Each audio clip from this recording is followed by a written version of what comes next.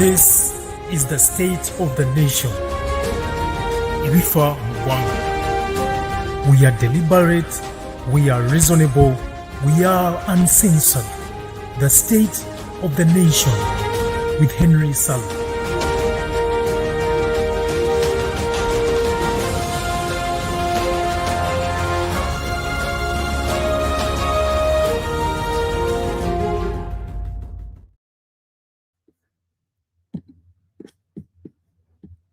All right, guys.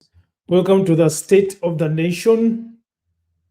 Kind of State of the Nation with some sort of breaking news, which is not breaking anymore because most of you already know what is going on. Our colleague, the former mayor, or Lord Mayor of Kampala, has been abducted.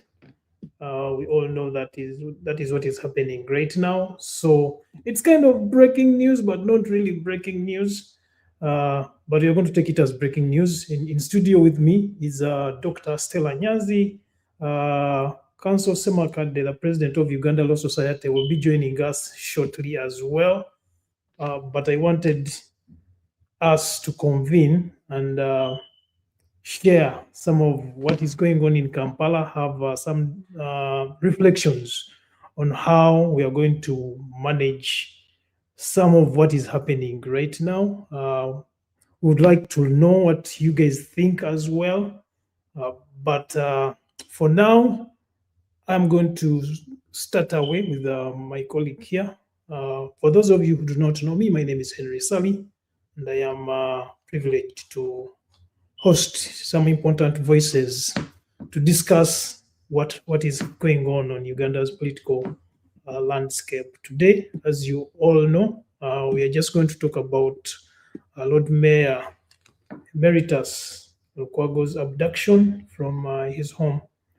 Some people are claiming it as an arrest, but there was no arrest warrant that was presented, according to some of the information that we have received from the different people, the witnesses at the scene, and of course, what you have seen on Twitter from the CDF, the statements you have heard from the police, which indicates that they have no idea that there's any arrest that has happened. But of course, for those of you who have been following up on this conversation, you know what's going on. Dr. Stella, nice to have you this evening. It's afternoon here in Toronto, but nice to have you this evening, Dr. Stella.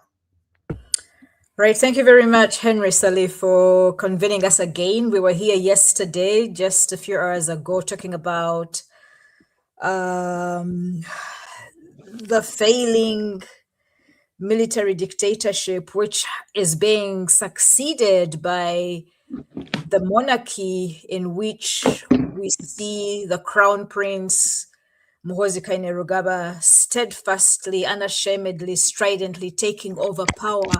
And I think Comrade Egesa yesterday talked to us about these stages of the last 40 years of dictator Yoweri Museveni's rule, the pretension around democracy, the premise of democracy, the deceptive performance of democracy, military corrupt rule, and now we have really shifted gears into the monarchy that is dominated by transfer of power, no longer gradual, but transfer, total capture of the Ugandan state by the Crown Prince Muhoozi. And as if on cue in the morning, I woke up, usually on Monday morning, I listen to the Uganda Police Force statement. They have a press media brief. And I was shocked that both the Kampala Metropolitan Speaker and the Speaker of the Uganda Police Force, when asked directly about the ongoing abduction of outgoing Lord Mayor Erias Lukwago, he said he didn't know anything. And the Kampala Metropolitan Speaker also said nothing about an abduction ongoing. And I think for me that when you said to me, let us convene to talk about, hi Isaac, I see the president of Uganda Law Society, has joined us. When you called me, Henry, to say let's talk, I was grieving as a Nalongo because I watched Nalongo Zawedde Lukwago giving her own statement about an hour after Lord Mayor had been abducted. And I watched this lady who almost never says anything publicly speaking about what happened when these men intruded upon the privacy of her home on a Monday morning. She was intercepted when she was taking her children to school. You know, she drove out of the gate and these people had already surrounded the house. They stopped her, they did a search and asked her to proceed. Imagine Ugandan mothers taking their children to school on a Monday morning. Monday morning, first thing in the morning, and they're greeted by this violation. They didn't just stop there. When she came back, they had cut the barbed wire of her perimeter wall, jumped over the fence, and then began to violently intrude room after room, scare her children, scare her person, and then violently abuse, abduct her husband in his presence. Now, as a Nalongo means twin parent, twin mother in Luganda. As a Nalongo, I watched Nalongo Zawedde Lukwago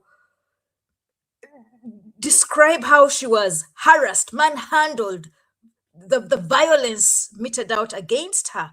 And I watched her son explaining what happened in their home, the intrusion of the military under this monarchical crown prince Muhoozi on a Monday morning, threatening children, waiting for their fathers to go to office, waiting for their mothers to take them to school, is unacceptable. Totally unacceptable. I think for me... Indeed, yeah. I think, yeah, indeed, it's very unacceptable. And it's ironic because the contradictions in this is that when you look at the budget, we were talking about the budget yesterday in our podcast yesterday, and it is evident that security has been given the biggest portion of Uganda's budget for 2026-2027. Yet the security is misusing that mandate to oppress Ugandans, picking them up in their homes at 5 a.m., right? Without an arrest warrant, putting on Ugandan security attires, and as you have rightly said, disrupting children's daily routines. But before we continue, I want to invite the president of Uganda Law Society. I've seen some announcement from Uganda Law Society. He probably has a bigger insight on what is going to happen now, because you're going to put it to him as president of Uganda Law Society. What should Ugandans do legally if we are losing any all the avenues that we can advocate for Ugandans legally? What should we do? Council Ssemakadde, pleasure having you this evening. How are you doing? How have you interacted with what is happening in Uganda right now regarding the former Lord Mayor of Kampala?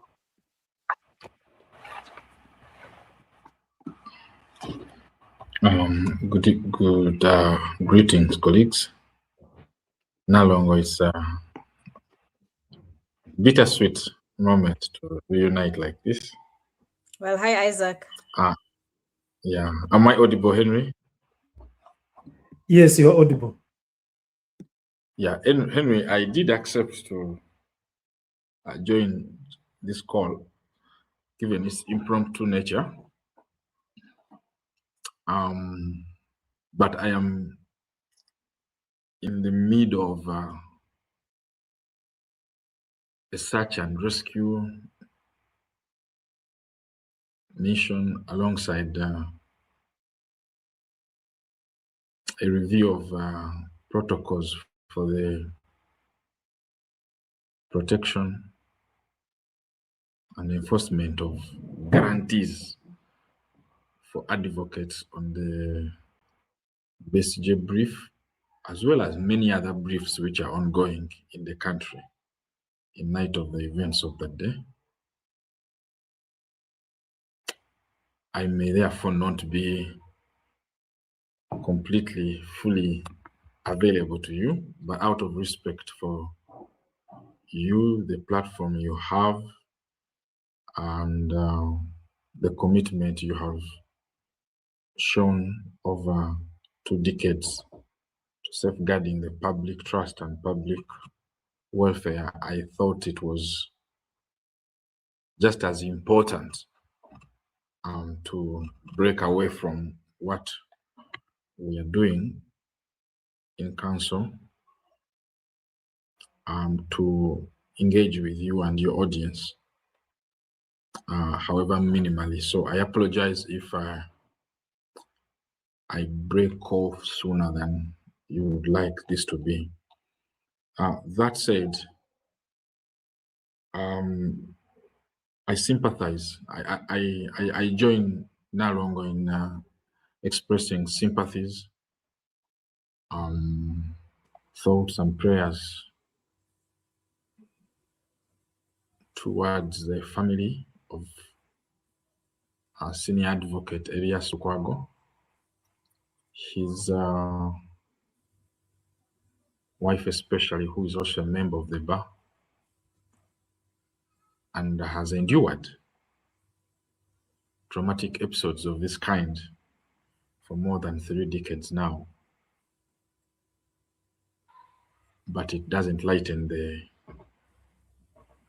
sense of betrayal and hurt she feels right now. The children, the Lord Mayor, who are being exposed to this trauma,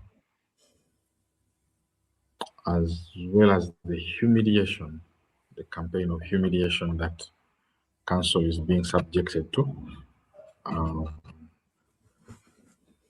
online and through the national press. Like I said, it's not the first time. We are all aware of what council had to endure.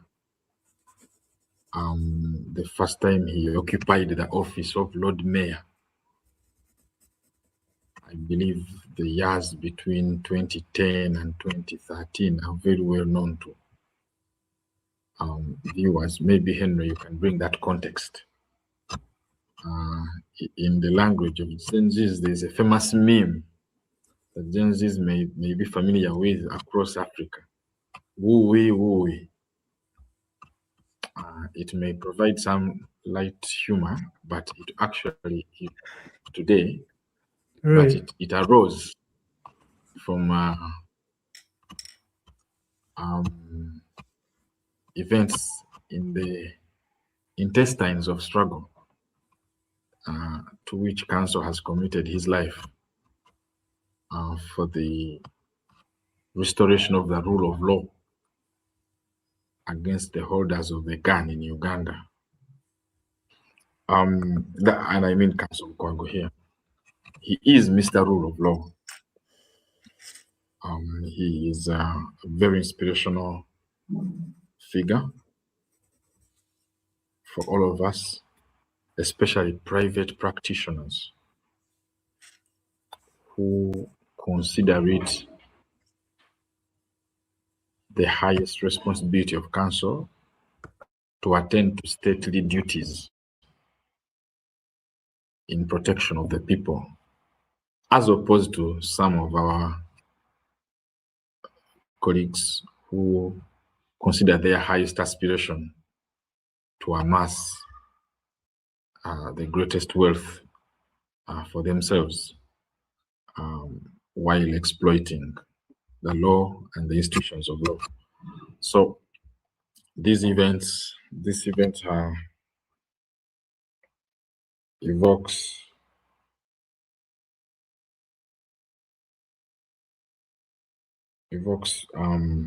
difficult feelings, as Dr. Stella Nyanzi was able to articulate before I came on board. The question you've asked me, what should the people do now that the law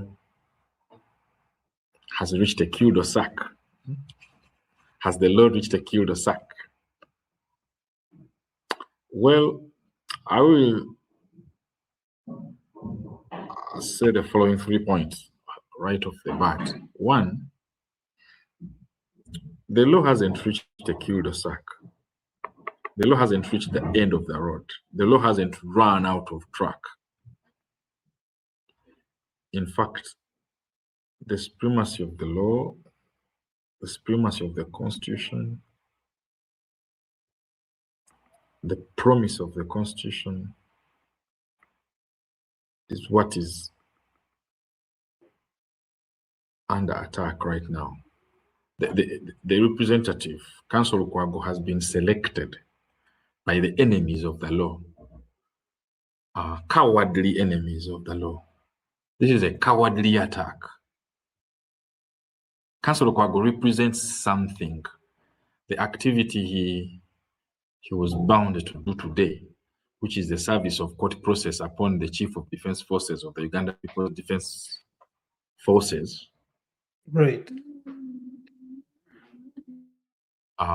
It is a function of the court. So Mr. Lukwago was not only performing his duties as an advocate for an accused person in court. No, in this capacity of serving court process, he's an officer of court. The court relies on us in a special capacity as officers of court to perform its functions, like serving court process. Because it has only a limited number of court process servers. You do understand? So the High Court doesn't have as many court process servers as those who need the service. So we fill that gap. Advocates, our assistants, our clerks, bailiffs. There's quite an ecosystem that is protected by law to do that job. And when you touch any officer in the function of that, in the process, you have attacked the court itself. It's a gross contempt of court. It's an attack on the independence of the judiciary. And we expect the judiciary to own the wound and cause the restoration of order in that regard. So that is briefly what is at stake. Secondly, this is an extension of the maneuvers of I can call it unelected elites that want to insert themselves. Let me correct that. Unelected and possibly unelectable elites that want to insert themselves undemocratically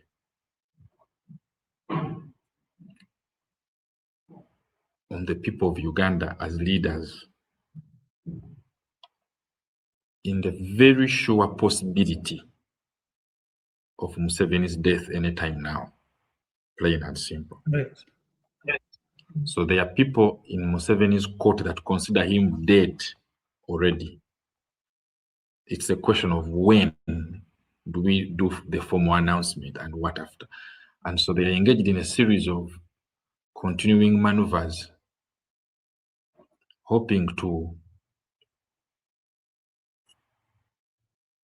rig constitutional order, subvert constitutional order upon that event. So they are really vultures. But those vultures are circling Museveni's body. They are within his royal court. And I think Ugandans are quite aware of them now. It's absurd that they have, and they continue to recruit among our people the most cynical cowardly, and avaricious kind, especially amongst lawyers. The latest recruits being the Speaker and Deputy Speaker. I think they have been announced today, the former Attorney General, Chiwachwamuka, and quite a number of other people. So, including, I think, our Chief Justice, even within the judiciary. So the number of people that imagine, it's really a very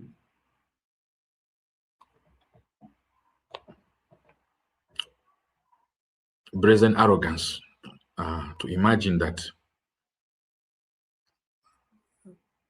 they have privileged heritage to Uganda and it spoils in the post-Museveni era. And so they are impatient for that stage. And what is the interest of those people? The interest of those people is to remove one significant obstacle for them called rule of law. The faith in constitutional order. The faith in what the constitution dictates upon that event. Now, they don't like that. So how are they going about it? For some time now, it used to be rumored, I think it's now confirmed, that they sit, they meet, they have organized themselves under an umbrella called patriotic something. Looters of Uganda or PLU, something Patriotic League of Uganda. Patriotic PLU? Looters. Okay. Lice, I don't Patriotic Lice of Uganda. I don't even think there's patriotic, so you have to help us there. You're the poet. Pupu. Petty. Petty. Piggish. Petty, piggish. Piggish lice. Potty. Potty. Yeah. So yeah, that group has out of people who's, and they will be very embarrassed, you see. They will be very embarrassed. But here's their goal.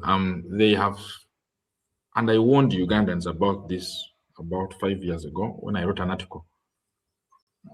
Attorney General, the wrong man for the wrong job. And I said, look, this guy has a very predictable pattern of life in the public service. I mean, we can read from what he has been doing in his private life, what he's going to do to public life and public welfare in Uganda. It's now obvious after his 5 years he has been Attorney General. It's now obvious, and even the blind can see, the mute can speak to it. So their goal is to undermine rule of law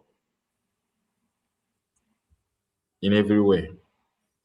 And one important way is to strike at the pillars of the rule of law. One of the pillars of the rule of law are the incorruptible, intelligent, and articulate spokespersons for the rule of law. Am I clear, Henry? Yes, you're clear. I count myself in that number. Mr. Lukwago'S is one of many others in that number. So those are marked targets to those people. I have also been reliably informed that they're looking for Aaron Kiza as well. He's actually in hiding right now. I am just looking for him. They have always been. They have always been. So but yeah. So of course they have the intelligence apparatus, they have the time and the resources to divert to such unpatriotic activities like profiling Ugandans and surveilling them and harming them professionally, socially, economically, politically. Like this. So occupational detriment to lawyers who best exemplify the purity of law, the endurance of law, lawyers who have the capacity to organize, not just fellow lawyers, but the public, are very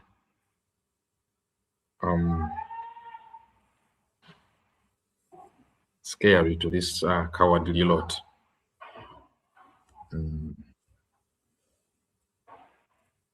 We shall return to that, but that helps to understand. Now, the last thing I wanted to share is personal.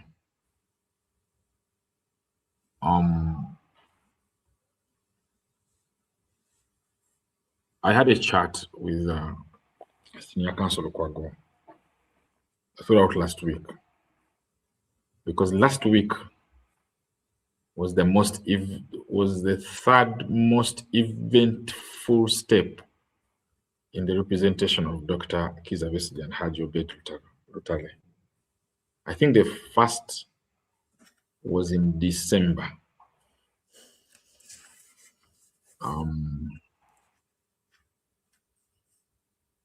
Between the 6th of December and the 6th of January, the 6th of December 2024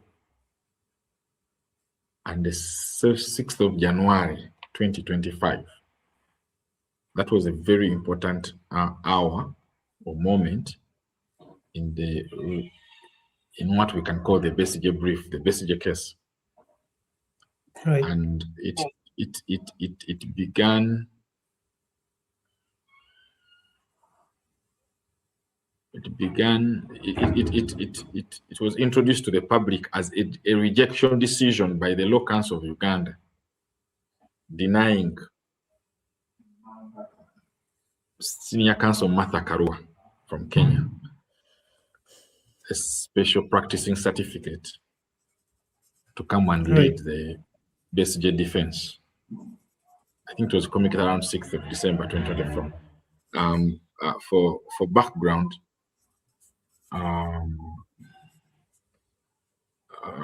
Dr. Besigye and Haji Obed Rutale had been abducted from Kenya around the 14th, on or about 14th of November. Yeah. 2024. And brought into Uganda. I think it was 16th of November 2024, and brought into Uganda around 19th or 18th or something. I don't know. It's not really clear when, but there was a party. There was the book launch. You can help us Google the book launch at Riverside in the home of Honorable Martha Karua in Nairobi, around 13th or 14th of November. So 16th of November. That was the date for the book launch. Yeah, so because they are captured in the night of the book launch, and then the government, the two governments, hold them wherever they hold them. We next see them in Kampala around the 19th, 18th or 19th, and then they are in military custody. 20th. So yes, so that's the beginning of this whole matter. Anyway, at that time I had become president of the Law Society. On the 19th of November 2024, I know where I was. I was invited to come and address the PFF community, a gathering of the PFF leaders and members at their headquarters at Katonga Road. I delivered a keynote address on a rule of law symposium. I think they were celebrating, among others, the release of what are called the FDC 36. Yeah, a group of their colleagues, Kisumu 36, they call them. the media, these are media labels, but let's call it Kisumu 36. 36 of FDC and former FDC supporters had been kidnapped somewhere in Kisumu, in Kenya, by a combined unit of Uganda and Kenyan security apparatus, and driven all the way to a court in Uganda and the International, Crimes Court, and charged with terrorism and other offenses. These are people who were attending a political workshop in Kenya.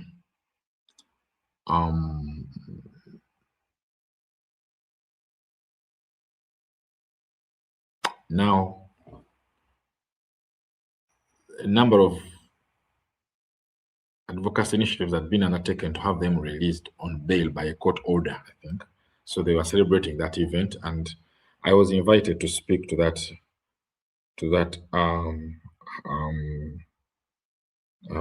happy moment, I guess, in their advocacy. And well, I made my speech, which historicized enforced disappearances since the formation of the Ugandan state in 1894, since the arrival of Captain Lugard, showing the critical junctures at which those who have stood out against subjugation of the peoples of these lands have been declared as undesirable natives and deported in all sorts of places. And then I made the point that upon independence, the roles simply changed. The number of lawyers, government lawyers, continued this practice. And I have no power now, so you can see that. So anyway, Mr. Lukwago received me, I think, in some capacity as I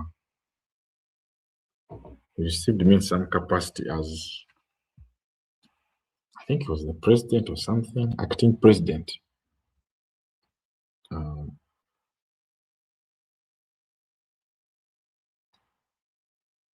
So in December, we learned that council has been denied access to the General Court Martial, to all courts in Uganda. We take up that responsibility. We succeed on 6th of January 2025.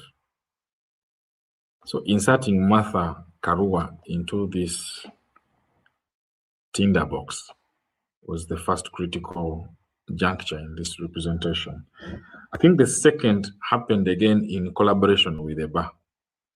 That legal team was collaborating with the official bar, National Bar Association, the Uganda site of which I now lead.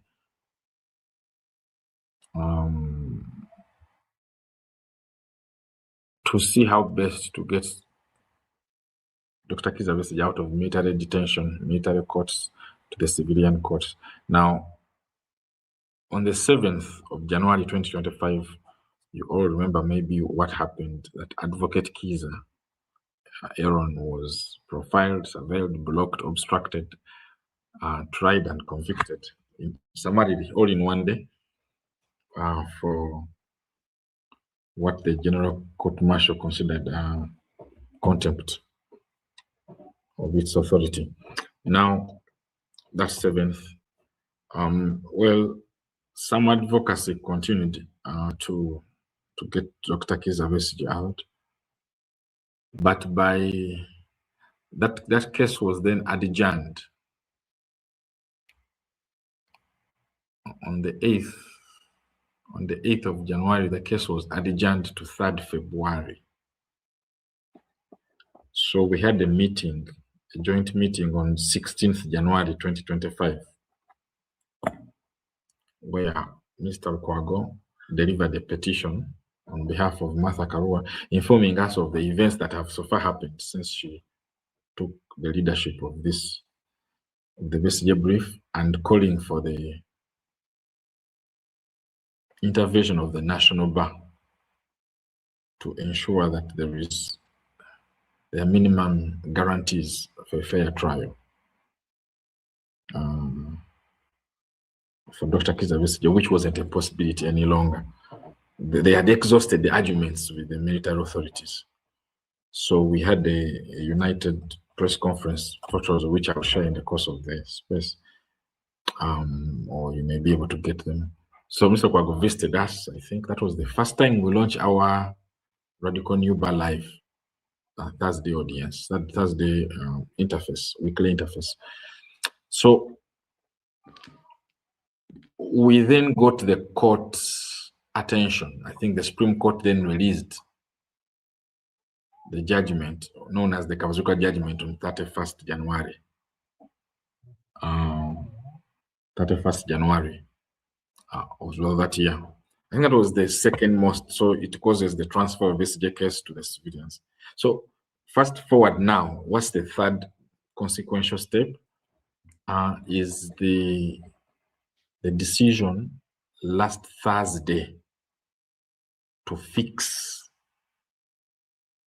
a human rights enforcement application by Dr. Kizza Besigye against not only the Attorney General as the representative of the government of Uganda, but specific named individuals, including the UPDF Chief of Defense Forces, General Muhoozi Kainerugaba, for an array of violations since the 16th of October, since the 16th of November 2024 to date, being the 5th, to date being the 5th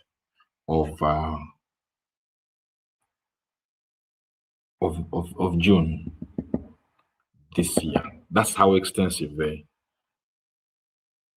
terrain of violations traversed in those pleadings are.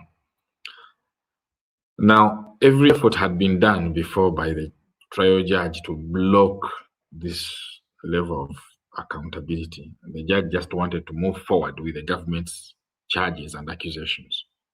But the law entitles Dr. Kizza Besigye to a torture-free investigation, a torture-free arrest, a torture-free detention, a torture-free trial.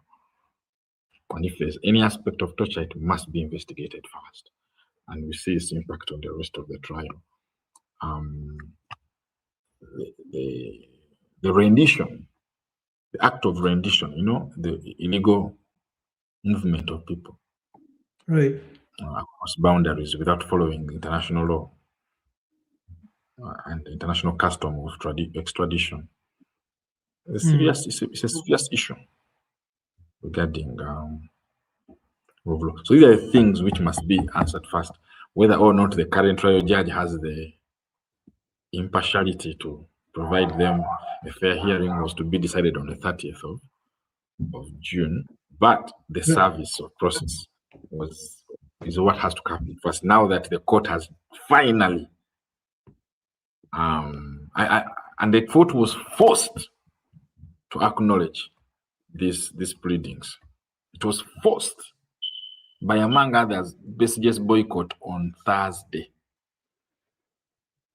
So you must understand how busy last week was. These guys come on Monday. You may or may not have seen what transpired in court. It's really embarrassing. I think Dr. Besigye had to say the famous words, "Hear me out." I don't know if you have seen that clip where the judge walks out on him, because the judge shuts out Besigye's lawyer and just completely reduces them to. I have that clip. Let me look for it. Let me look for that clip. I'll share it. So Besigye then has to say, "Hear me out." And as he's speaking to the judge just walks out on him. So on Tuesday was a public holiday, Heroes Day, ironically.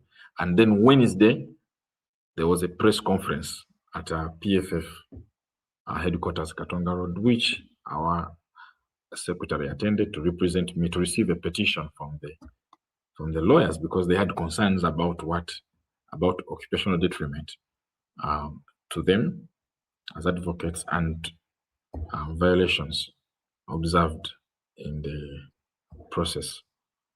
to which the courts were not, to which the judge was possibly another contributor. So we then learned that Dr. Besigye had decided not to return to court under these circumstances. So I think that forced the judiciary to fix this application because they didn't want to hear. So what is in that application? There must be so much in that application that this is the reaction of the CDF who is called to answer. I want to stop here a bit and to go back to office. They're calling me. I hope I've given some context. But what I've missed is to share with you what I shared with Mr. Lukwago during the public holiday, 9th of June, and on Friday and on Saturday. When I return, I will share that. Thank you very much for listening. Thank you so much, President Ssemakadde. I know you are very busy. We are still here, so when you have an opportunity, you can definitely join us. Dr. Stella, you have had the context, but before you interrogate that context, I want us to go back to where you referred to your fellow Nalongo and how she feels right now. Let me first share this conversation in her own words, what she's saying. Tokugamba nti muhoza kandi yamwina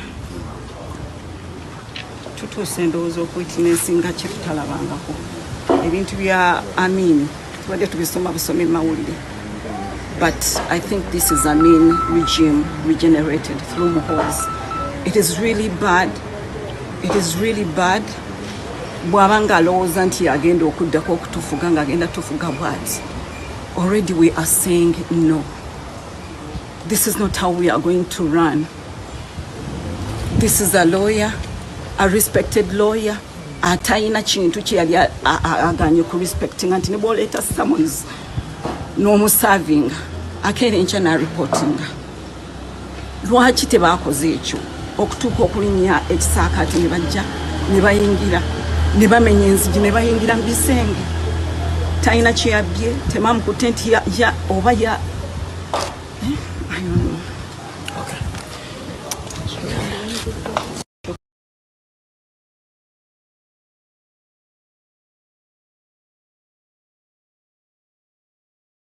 Henry, you're muted. I can't hear what you're saying. Oh my goodness, sorry about that. What are your thoughts, having heard what she's saying right now? But also, if you can connect that what the context that Councillor Ssemakadde has given us and the conversations that he has been involved in, because since November 2024, when Colonel Kizza Besigye was abducted also from Kenya and brought back to Kampala for all the cases that he's being accused of right now. And of course, the denial of Councillor Kaluya to represent him, even though there are mechanisms that could allow her to be her lead counsel in representing his case. Your thoughts? Right. I suppose for me, there are many responses that one can give. That particular snippet of the press briefing that Nalongo Zawedde gave in the morning shook me. It shook me severely because, as you hear, she says, "Batugambye nti Muhoozi agambye ya mulina," and so. Just for me quickly to say that the misrepresentation in the press about it's an arrest, when one is arrested, one would know who the people arresting the person are, where the suspect or arrested person has been taken to for detention, for questioning, for statement giving, who has taken them, why they have been taken away. But clearly from Nalongo's response, we don't know. She didn't know. And I think as Councillor Isaac was speaking, it became clear that there are the political questions. There are the legislative, judicial questions. And then for me, I mean, Henry, why I decided to respond immediately to your call was because I'm thinking, let's forget about politics, which we cannot, but for a minute, forget about politics, but forget about the law, forget about justice. As a Ugandan,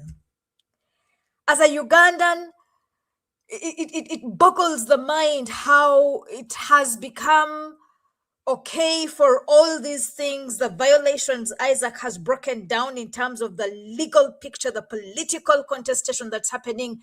It's become okay for Ugandans to see all these things, become paralyzed, become shocked, identify and feel the pain of Nalongo, the children, the friends who came, the party members, the Kampala city dwellers, Ugandans at large who are aggrieved. It's normal for us to see all of this, and then life goes on without a response, without a reaction, without organizing. So I think for me, that's the first thing. The misrepresentation by the media has got to be called out.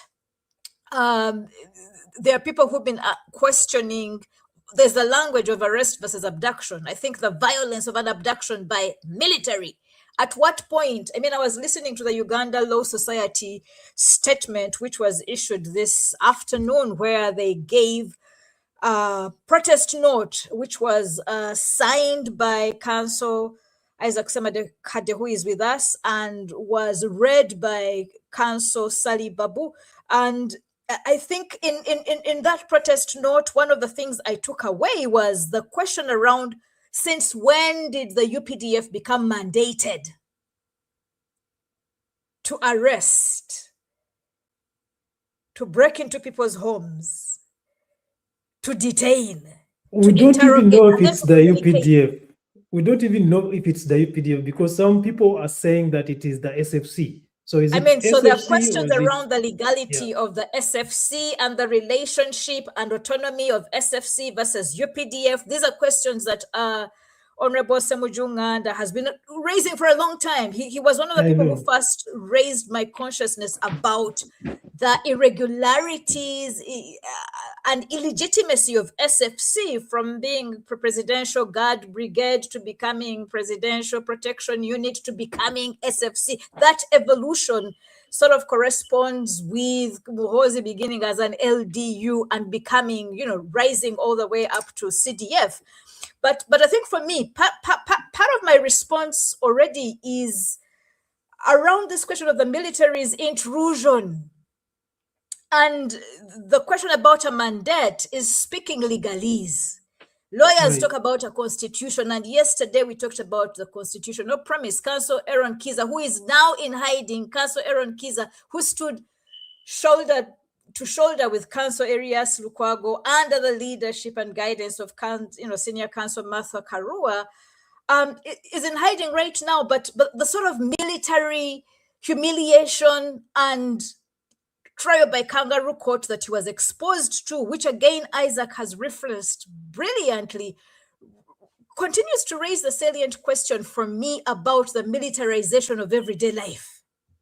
And questions around the constitutional order raise the question of abducting Mr. Rule of Law in the privacy of his home.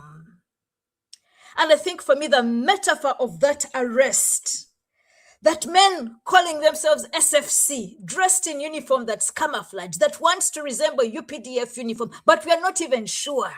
We don't know, even the police spokesperson has indicated that he doesn't know if there's anything if there's any arrest that has happened. So we are probably even misnaming it when we call it an arrest. It's probably an abduction. For me, it's an abduction. It's worse than abduction. It's worse than a kidnap. The questions that Ssemakadde has raised, because when Isaac came, he said he's part of a search and rescue operation that's ongoing. And I have been following the reports of some members of PFF, the People's Front for Liberation, which Ssemakadde and Erias Lukwago, among others, are part of the leaders.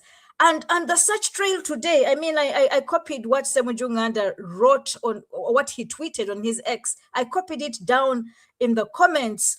And the idea that Mr. Rule of Law, we don't even know where he is. His party members, his friends, his lawyers have been tracking him from different police stations. When Isaac talks about constitutionalism and the constitutional mandate, and you were talking about security, and I remember we asked questions around when the military invades our everyday life, whose security are they enforcing? Like, whose security is their priority? Whose safety are they looking out for? Is it security as embedded within the rule of law? Is it security as embedded within the constitutional mandates for the army, the police, Uganda Police Force, and all these paramilitary wings? And I think for me that an important question therefore that Isaac Ssemakadde raises, the metaphorical, symbolic meaning of these intruders into our country's leadership, these intruders who want to rig the election as they prepare for dictator Yoweri Museveni's demise because he's 80 plus, he's going to die. They don't want us to undergo constitutionally mandated processes of elections to get a new leader. They don't want the preparation to happen. They're already rigging the system through military might. And one of the most symbolic things for me as a person who reads metaphors, who reads symbols, is this capture on a Monday morning of Councillor Lukwago, of Salongo in his home. They didn't give him summons. He was supposed to serve on the CDF and 3 others, this, what is it called? Human Rights Enforcement Act proceedings, as was instructed by Justice Emmanuel Baguma. So some of the people who are named in that summon include Peter Ahimbisibwe and Lieutenant Colonel Ephraim Byaruhanga, along with the Attorney General of Uganda. So they were supposed to be served this, which was created on the 12th of June. But by today, I think it's only the CDF that hasn't been served yet. So according to Counsel Lukwago, he should have served him either in person or via WhatsApp, but he doesn't have his number, so he couldn't just send it to any number because he has to be sure that this is a number that is in the CDF's name, because apparently that is also acceptable. But I suspect that the CDF decided to push for this because he realized that if he's served today, then he'll have no choice but to show up, right? So to deter that kind of connection, the connection from Counsel Lukwago to himself, I think he decided that the best way to avoid being served is to arrest the person who is supposed to serve me before he serves me. And I think that's why we are here right now. But those are the actions of a coward. He's a coward without a spine, without balls. The CDF is spineless. He's ballless. And if indeed he believes in the rule of law and he wants the judicial proceedings in the country that are in place to ensure, rule of law happens, constitutionalism, all these things that the lawyers talk about, why is he so afraid of ensuring that due process happens? This is the person who wants to become president, crown prince of Uganda after his father. This is the person who wants to enforce monarchical rule on Ugandans after the military dictatorship. The monarchy they want to enforce is with a crown prince who cannot stand on his 2 feet and receive summons, judicial proceedings, inviting him to defend his actions. What sort of CDF is his? What is he posturing as? How can he be so cowardly? How can Captain Peter Himbisi receive these summons, these whatever, the documents are from court? Ephraim Byaruhanga receives these, but the CDF can't? a mere AG, Attorney General, receives these papers, but Muhoozi cannot receive them? Why is he so cowardly? How can this coward be the CDF? In fact, if he has the balls, the courage to undertake, order these wanton abductions of Kizza Besigye and Obed Lutale from Kenya, if he had the guts to violate East African regional laws and enforce their return, repatriation, whatever it is, back to Uganda and to military tribunal, why can't he own up to his actions? If he is so lawless and he believes in military might, that coward Muhoozi should come and face due process. What Right. I think one of He the has questions also for you is reiterated to me, on his X today. I've just seen a screenshot again, another screenshot, him reiterating that he's going to hang Kizza Besigye, because that's one of the reasons that he's being sued, obviously. But he has reiterated on his X that he's going to hang Dr. Kizza Besigye once he's given any kind of an opportunity to do so.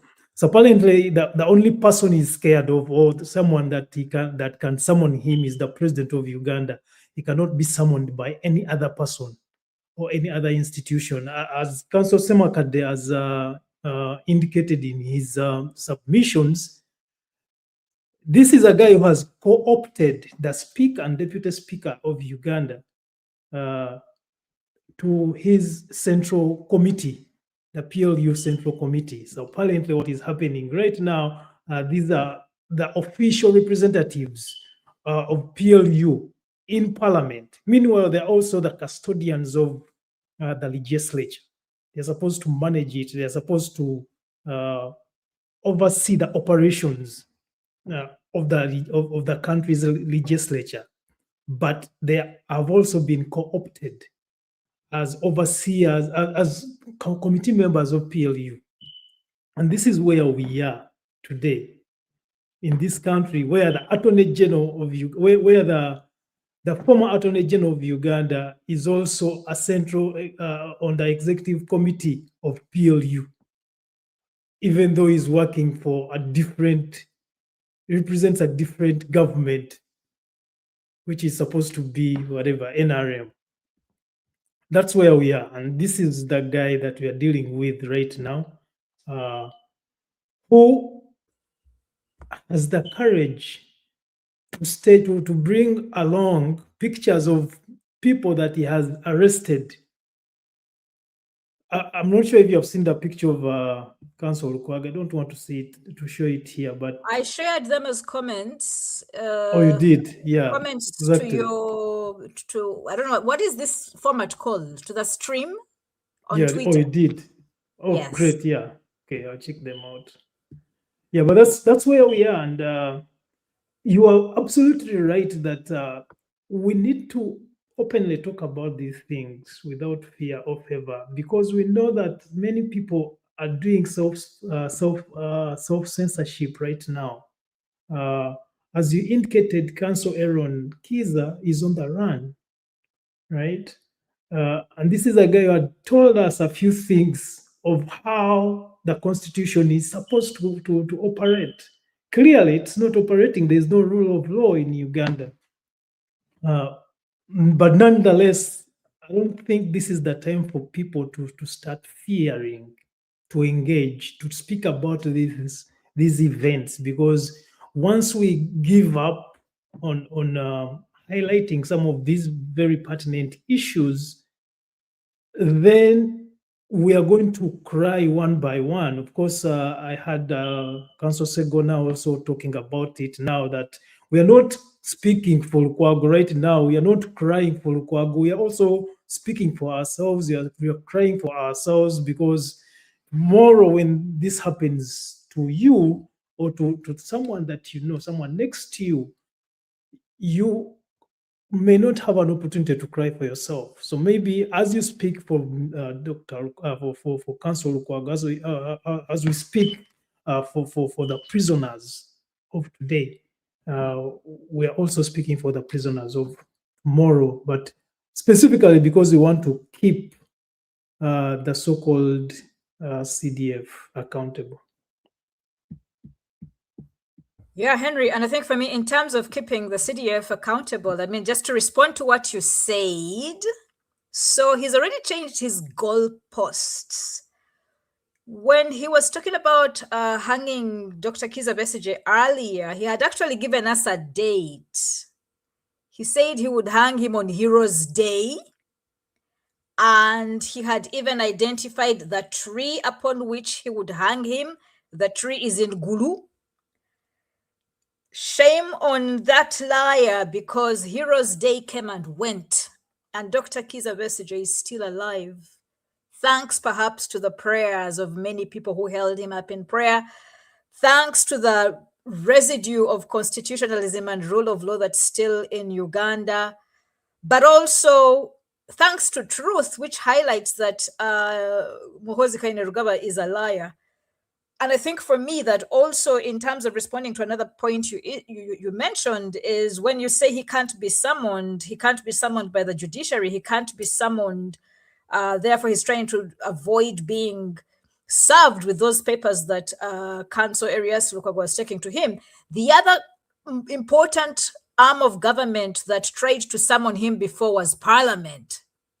I don't know if you remember, the outgoing Parliament had issued summons for him through the Minister of Defense, and he had called his response. Muhoozi Kainerugaba's response had been that all members of Parliament are clowns, and they have no right to summon him to anywhere.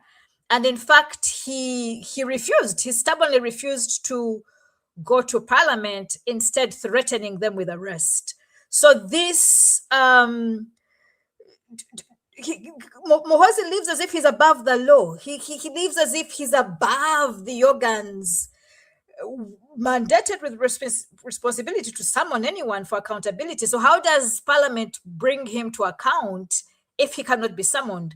How does our justice system, the judiciary, judicial officers, if he is going to spit in their faces when they summon him by arresting the very people who must serve him or serve on him, how then do we make this spineless, cowardly CDF accountable? If he cannot account to Parliament, he cannot account to the judiciary. Isn't it, in fact, the monarchy, the executive, his father, the only person to whom he listens? And I think, therefore, for me, that in terms of the questions you raised immediately, the last one I wanted to respond to is the idea that Isaac Ssemakadde raised about what's happening to us and how we can respond. I think for me, what's happening to us as a country in the face of this removal of rule of law? Where do we go as Ugandans, opposed to what's happening, given the level of lawlessness at the highest apex of our society? And I'm looking for solutions. I'm looking for answers. I am looking for, I mean, I as I say to you, I sat in and listened for the less than 1 hour response that the Uganda Law Society made. They issued a note. I think they called it not a protest. Yes, a protest note, and gave him 24 hours to produce. It was called a protest note by Uganda Law Society. They gave the CDF 24 hours to produce or give access to the lawyers, doctor, and family of Council Erias Lukwago,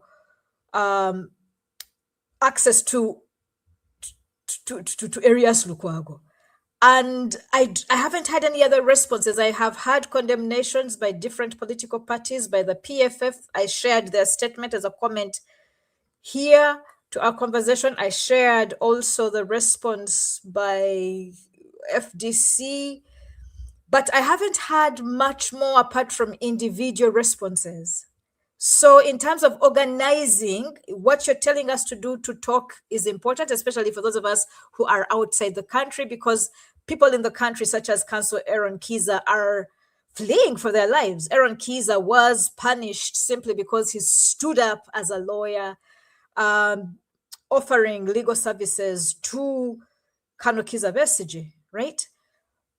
So people in the country may be inhibited by fear of actual reprisals to speak, but those of us who are outside Uganda could continue speaking out and amplifying the issue and exposing what's happening in the country. But what else can Ugandans do, Henry? What else? I think when Council Ssemakadde left, he left on that note of saying he might have some ideas. I liked the formation where Council Medad Segona, who belonged or belongs to National Unity Platform, came in solidarity with PFF, the wife of Council Erias Lukwago, to show that the response was immediately cross-party. So if it's opposition parties, we must perhaps stand together. I've seen the statements given by a range of political parties in Uganda, with the exception of the NRM. I would want to see professional bodies coming together as well, not just the lawyers, but also the medics and medical interns, every other profession standing together in solidarity, because perhaps there's a moment for us to once again reorganize ourselves. I also saw I saw the staff of Council Erias Lukwago working with the son, who is a much younger person, working with adults, as there was transgenerational speakers who stood at that media briefing which they gave. So I think for me, really, as a person who is interested in our resistance as Ugandans, resistance against the Museveni family rule, resistance against growing military authoritarianism, resistance against the growing repression in Uganda, how do we organize? How do we mobilize ourselves? That's a question that I don't have easy answers to. Well, before we, I think Banga tulina okumufuna mu buntu wali Abduction naye wewe okumusanga ukyali bisozi gamba tamanyikiddwa watuula nti ofiisi ye yeeno eyenkalakkalira nti yeeno naye ate n'abantu baffe abatandise okubuuzaako olunaku lwajjo nga bababuzaabuza, babazza wano, babazza wali, babagamba kino, babagamba kiri. Batuuse n'okwagala obbaga nti empapula muzitwalira Attorney General. Tubaga nti Attorney General ye alina okwewozaako ku luwe. Bano bawaabirwa ng'abantu. Muhoozi avunaanibwa ebigambo bya zaayogera okuga nti Dr. Besigye agenda kutwalibwa Kalabba n'omutijja eguli eggulu n'ayogera bino ne bino. Kati ebyo tebirina okukwataganira n'ofiisi ya Attorney General, bino yabyogeranga ye era tumwagala ye mwepapula ne kkooti yatugambye tuziwe ye. Mu bufunze tukyali ku muyiggo lwakulaba kutya General Muhoozi osobola okukozesa amakubo amalala nga gye bayita substituted service n'olanga mu mpapula z'amawulire n'oba n'omuwa ne WhatsApp. Kkooti ennaku zino yakkiriza nti osobola okusavinga ku WhatsApp kasita buluutiiki ngeri n'alaga akabulungi anzirisiriza naye kakati ffe abatamanyi essimu ya Muhoozi nga WhatsApp tunamuweereza tutya kuba tetugimanyi WhatsApp namba ye. Maybe tulina ogiyiga bwe tugifuna ziyise ku WhatsApp, naye ebyo byonna tugenda bituukako oluvannyuma lw'okuba ku Mande nga tumuyize yonna waawe. Bwe tujja okusalawo ku Mande era tujja bategeeza nti either tumufunye oba atubuze. Bw'aba atubuze amakubo amalala wegali aga WhatsApp, waliwo amakubo amalala aga empapula z'amawulire.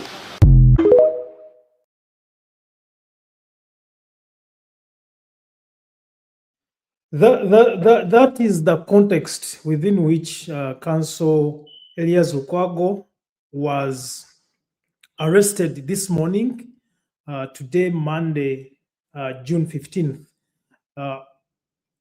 We say arrested, but really it was an act of abduction. It was really an abduction, as you're going to see in the next video that I'm going to share with you.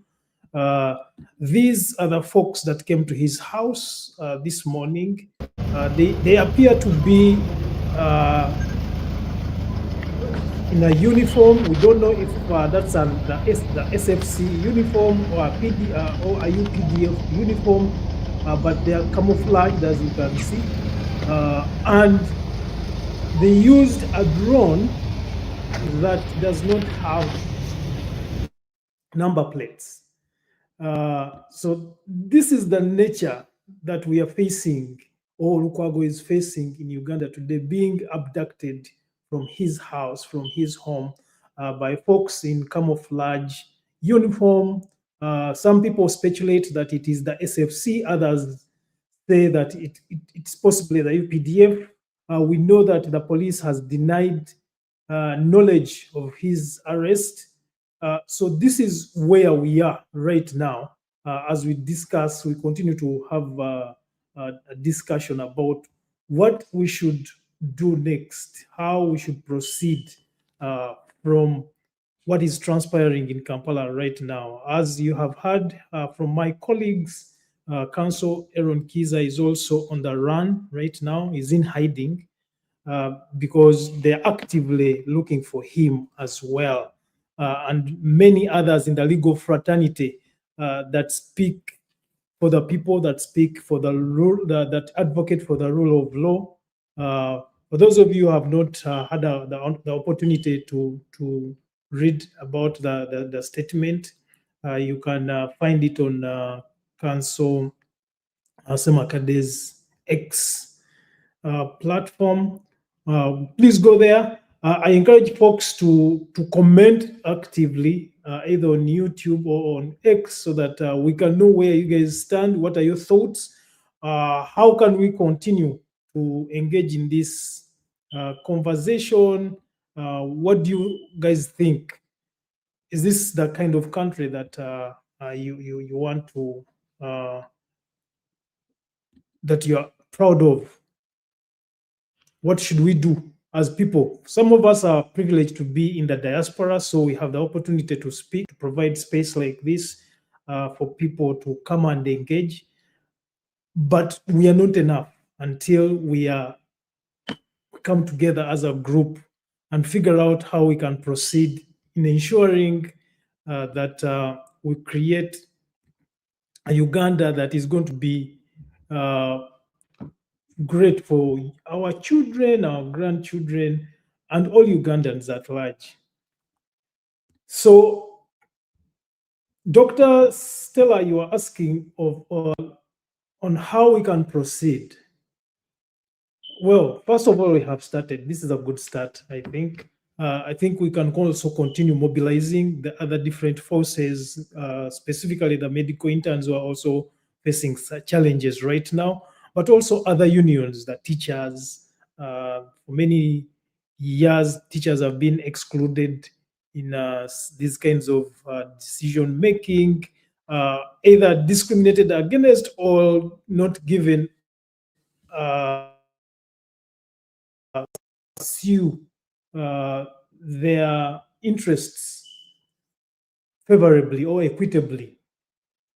And at this moment, I want to ask you, what do you think the family of Mr. Lukwago is going through? Because you have been arrested, you have gone through some of these processes before.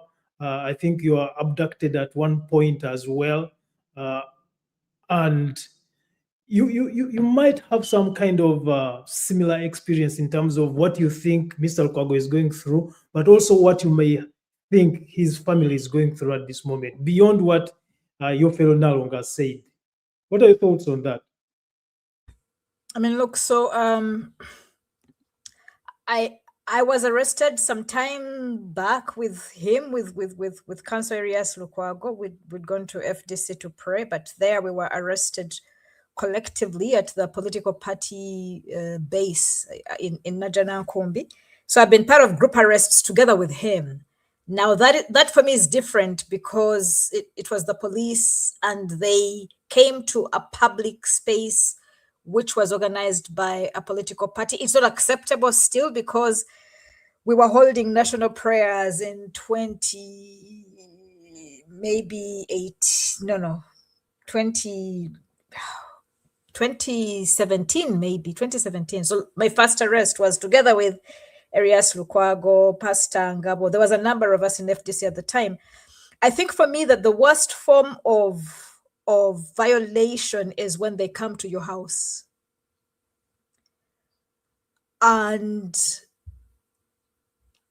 part of my rage, because I am enraged, part of my anger, really, part of the pain, yet I'm far away. I'm not even part of the family. Arias Lukwago is not my immediate family member, but he's been my leader for a long time. He's a brother with whom we were once in the same political party. Part of my pain is that intrusion upon one's home, the safest space of the family unit. And it is the same pain that Eddie Mutwe and his children and his wife and his mother and his friends and his political party members endured, because where Arias Lukwago is today is the very same place that Eddie Mutwe was a few days ago, abducted in perhaps different but by the same outfit. Tweets go up from the same source saying he's in the basement. Pictures of, and a promise to show evidence, and then pictures of those tiles, the tiles behind Council Arias Lukwago when he's blindfolded and his two hands are together, but also when the blindfold has been taken off and his hands are pressed against his cheeks. Those tiles, the pictures of those tiles, provided as evidence from this M. Kainerugaba Twitter handle or X handle, are the very same tiles that were in the background of Eddie Mutwe when he was produced after Muhoozi Kainerugaba said he's in my basement learning Runyankore. And I think for me that the very same pain and fear that we witnessed Eddie Mutwe's daughter, she has a special place in my heart because my first child is a daughter. That young lady crying and pleading and appealing for the release of her father, you know? Okay, I hadn't seen that one. Council Arias Lukwago has been unwell for a while. And one of the sore points for me was when his son was speaking this morning and said, "Twabasabye atwale eddagala lye ne bagaana." We pleaded with them to allow our father to take his medicine and his pressure machine along with him, and they refused. And the son was speaking quite strong. I celebrate the family for raising a very articulate young man, but at that point he sort of broke down in his perfect articulation, and the medicine basket was there. But what sort of CDF gives instructions to goons to go into the home of a sick man, an ill man taking medication?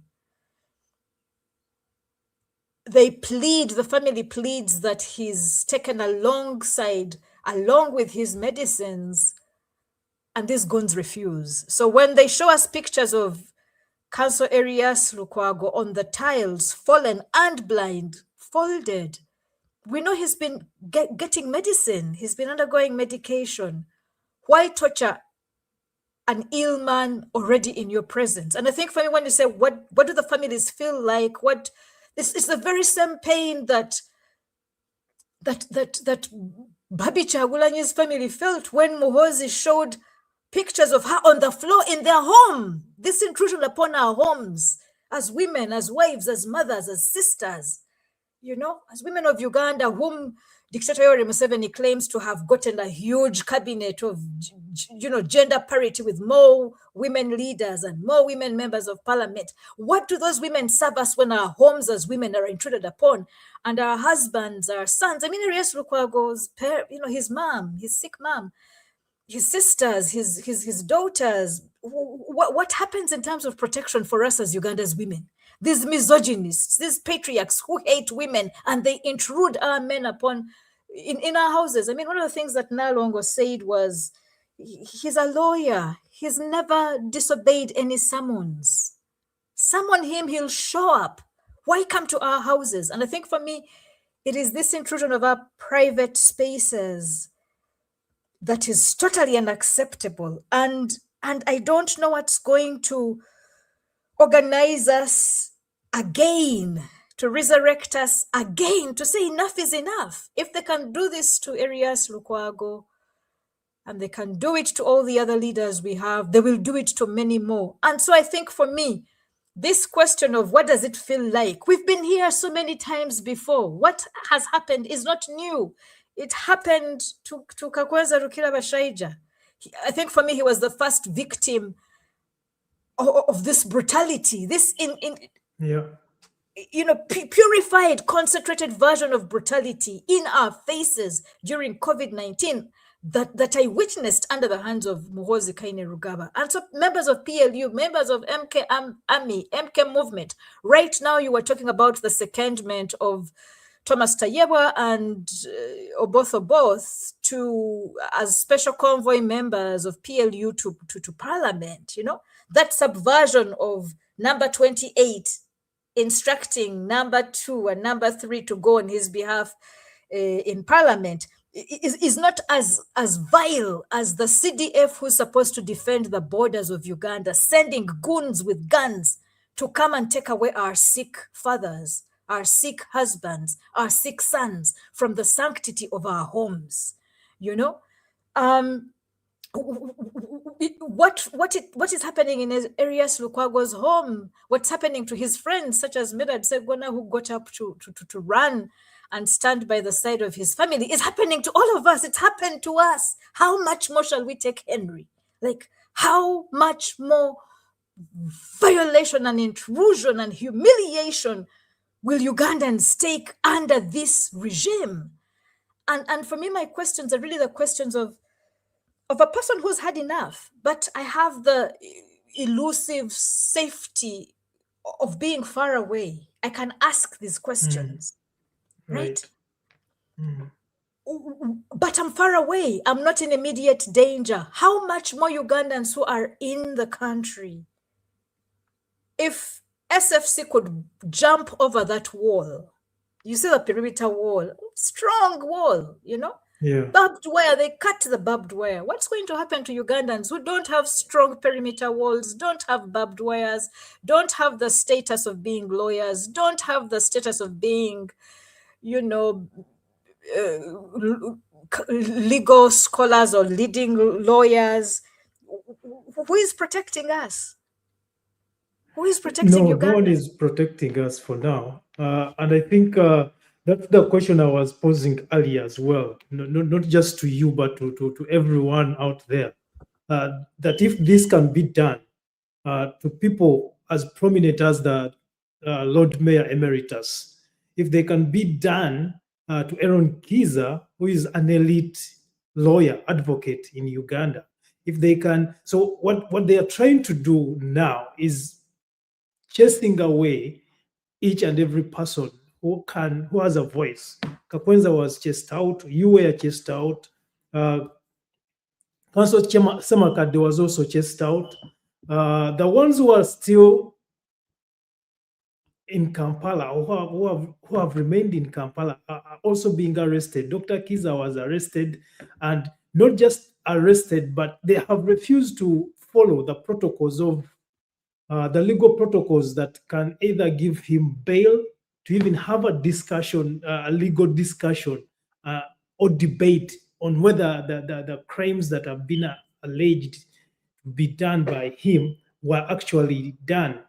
So I think, as Ssemakadde has intimated in his submission, what they are trying to do is dismantle the rule of law in Uganda so that they can establish the first phase, which Egesa talked about, the monarchical phase, where when the current president passes on, his son can easily come into this monarchical succession without any sort of worry that it could be challenged by the legalities or the structures, the structures that that are established by either the legislature and the judiciary, because the legislature has already been taken on, as you know, but also the judiciary. Recently, you heard yesterday what the justice said regarding the judiciary, asking where the Wambuzis are of today, where the Wambuzis of today are. And of course, I still have that video. I can replay it again for people who want to know where we stand right now, where the country stands at the moment, and what we need to do as a people, beyond the praising from some of the folks who are passionate followers of PLU or NRM, or whatever is happening in Kampala right now. Of course, we have an advantage that we are not in Kampala right now. We can speak right now, but we also know how people in the diaspora are perceived or viewed by the people on the ground. And essentially, that's where we are as a people. I think we need to utilize every single resource that we have at the moment to figure out a way to ensure that our country operates rationally, but also fairly. Most of the institutions are quiet. Of course, I'm not sure if you followed the conversation that happened in Boston when the people of Boston were not very happy with Archbishop Kazimba Mukasa. Because these are the institutions that are essentially supposed to talk about these things, to caution the government. In the absence of the legislature, in the absence of the judiciary, who is going to speak for the weak person, for the average Joe, for the common person?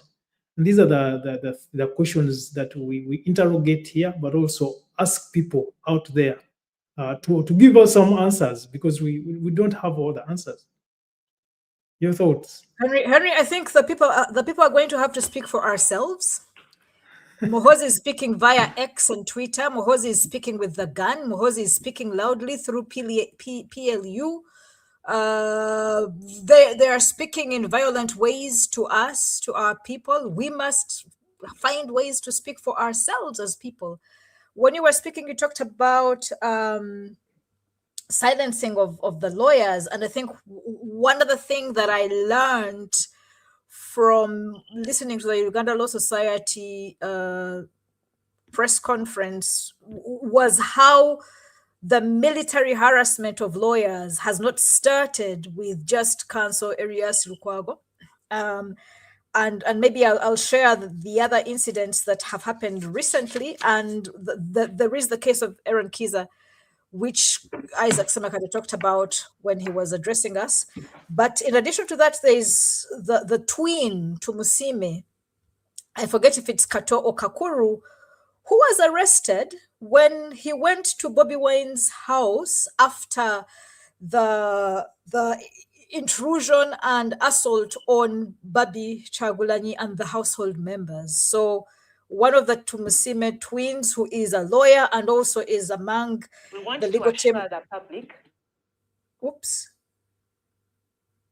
Okay, so one of the lawyers who is on the legal team of Dr. Kizza Besigye and was also representing a number of arrested NUP comrades who were arrested during the concluded rigged elections. He was also harassed by the military. And another person is Caleb Alaka, who went to offer legal services to outgoing Speaker of Parliament, Anita Among, and we saw Muhoozi writing again on his Twitter space to question and intimidate Alaka for doing his job as a lawyer, representing Anita Among. And so I think that part of what the military monarchy is trying to do in terms of transition is also render the safeguards of rule of law incapable of doing their work. So we see it happening today with Council Erias Lukwago, but it's not the first time, which shows that this is just part of a process that's being rolled out. They're scaling up now. They're going to try and paralyze all those who are vanguards of rule of law, vanguards of protection for the masses, vanguards of people's participation. And I think for me, unless we organize ourselves, whether we're in the country or outside the country, I think we all have different roles to play. And I think for me, despite the perceptions of people in the country at home, I think I'm a Uganda, and Uganda matters to me too. They may criticize my ability to stand on the streets to protest in Uganda, but they cannot question my voice, because at least I can still get away with speaking freely, criticizing, calling out, condemning, challenging, even insulting dictator Yoweri Museveni and his family, who are abusing our rights. But without going into insult, yesterday, Council Aaron Kiza cautioned us. Right. If you remember when he was speaking with us last evening about this lawlessness, he cautioned us and said they can come for us. So as we question what is the family of Erias Lukwago going through, what emotions are they going through, how will they sleep tonight knowing daddy left his medicine with us? How will they sleep tonight having seen daddy's pictures? How will they wake up in the morning and go to school having seen daddy and the indignity he's been subjected to? What about Aaron Kiza's family, Aaron Kiza's children, Aaron Kiza's comrades at work? But what about all the other lawyers representing Dr. Kiza Besigye? What about all the other lawyers representing the people of Uganda? Is it a crime in Uganda to be a lawyer defending dissidents? I know. I'm talking about that. I have an audio here from Council Segona. No. I dare not say the devil himself doesn't know. Please show us the video. We can't see, we just hear the voice. Can't hear you now. Oh, you can't hear me. Now I can hear you, but we cannot see the video. I don't have the video yet. I'm trying to get it. Okay. Maybe based on their political beliefs and inclinations.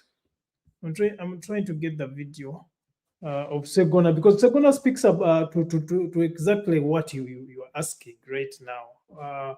What the legal fraternity is feeling, how they can respond to what is going on right now.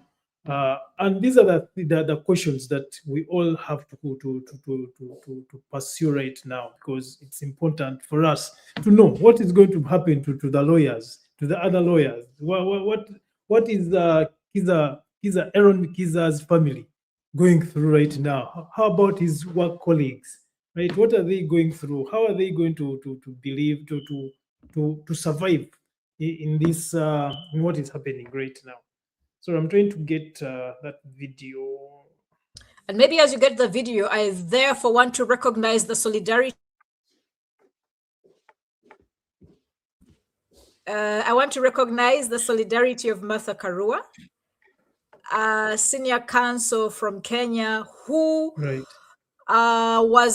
she gave the keynote address for the press conference that Uganda Law Society gave today. They had a 1 hour submission.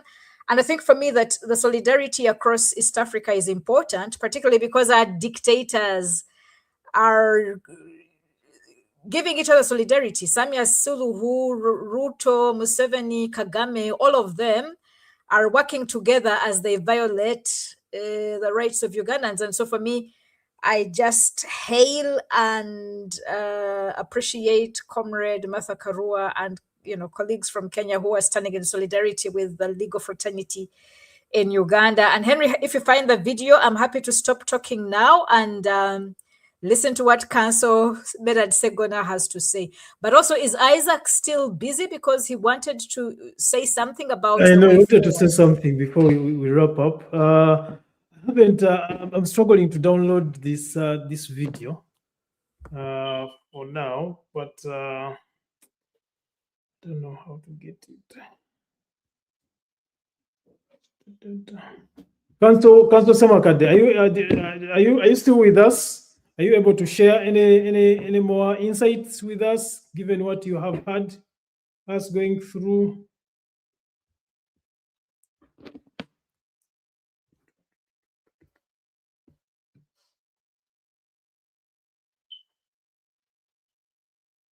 Not yet.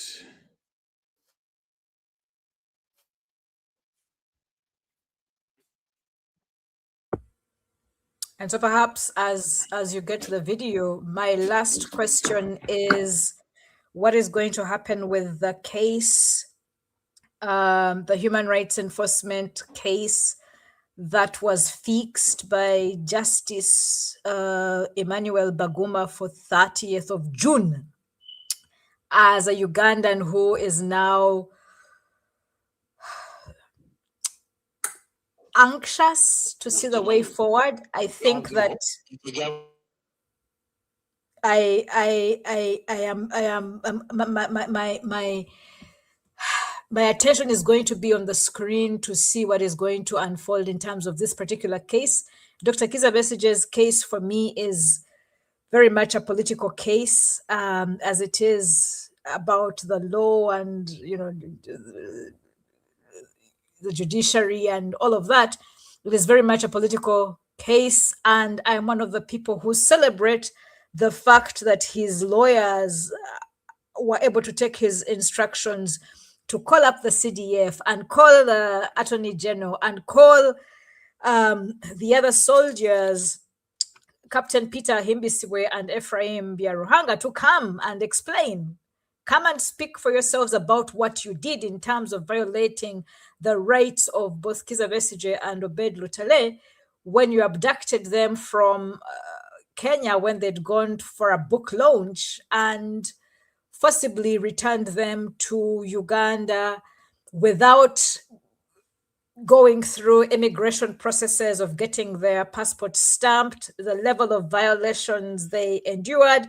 And also, Muhoozi, tell us, I'm looking forward to 30th of June to see how the crown prince, that brute Muhoozi, who is spineless and fears court summons, how he will, in fact, try to get away with the court summons to explain why he's threatening to hang not just one Kizza Besigye, but to hang a person who stood on principle to challenge his father and his father's dictatorship. So for me, it's very much political as much as it may be legal, a legal contestation. This is politics.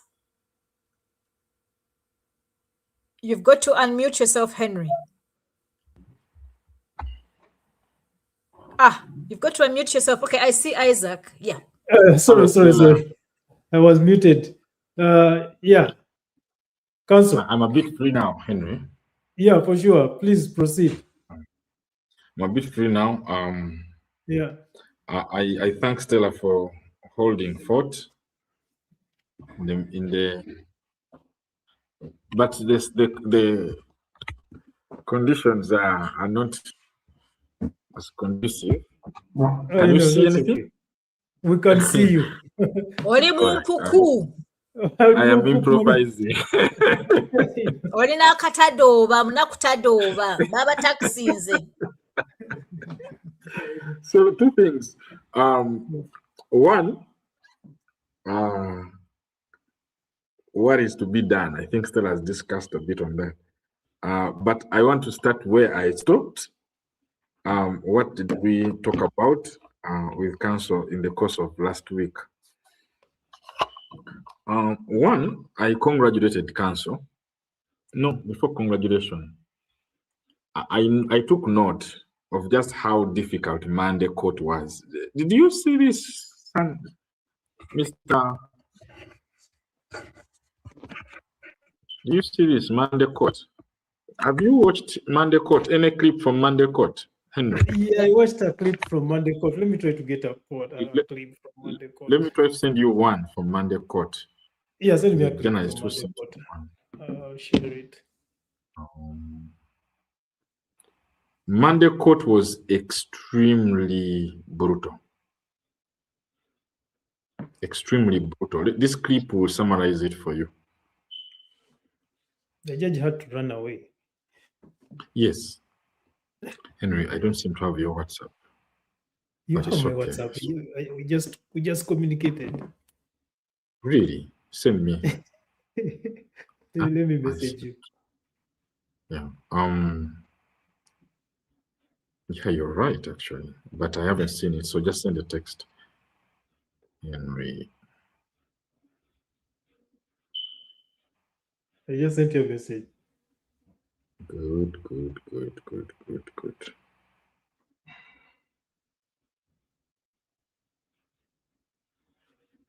I guess I'm just a Twitter buff. I've sent something in X, it's downloading. Is Let that me try something to on send. Let me see. Oh, yeah, I've seen it. Oh, I've understood why. Okay, then. You need to save. I need to save it, yeah. There you go. So I've also sent on WhatsApp. I think WhatsApp has landed faster. Yeah, okay. WhatsApp has landed faster. WhatsApp. So Monday court was brutal. It involved the walkout, and I think that video captures it. It appears that after Monday, the judge went and reported counsel to Muhoozi. These provocations don't come from nowhere. Yeah. So Heroes Day, as Stella has said, Yeah. had been a book by Muhoozi for. Let us see. Let us watch. So I think so. It has been clarified that what has been going on has been a preliminary hearing. It has been closed. Not closed. So I think hear me out, please. Hear me out. Really, I think. First pause. If it has, First pause. So you see, the accused are learning that all the higgy haga, krunkam that the lawyers have been talking about with the judge is a very important step in their trial called a preliminary hearing.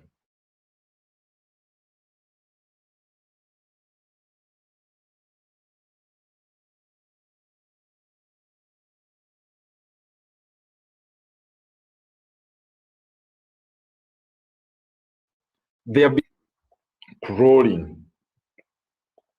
Are you getting me? He's in everyday terms. He wants to move at 120 at a part of the on a street which is which has a speed mark of 50. So the judge at that point, Mr. Lukwago attracted a lot of criticism from some of us on Monday because we thought that he was extremely patient and he held on to decorum for far too long when it was no longer necessary. Many other lawyers would not have conducted themselves the way he did. He was really very courteous and generous to that judicial officer. And I guess that's their strategy, not to be provoked. So the accused takes over and says, oh, I have just understood that, what has been going on. It's the stage at which I now understand from all these speeches that we, the accused, we also have a role to play. We can speak about our readiness for trial. We can unpack our concerns at this point so that we don't raise them later. We need to enter the trial as free men of free will. We're not convicts here. We have also learned from all these speeches that a trial proceeds only with our consent, and that's the Constitution, Article 28, Sub-Article 5. Article 28, Sub-Article 5. It reads, and I quote, except with his or her consent, the trial of any person shall not take place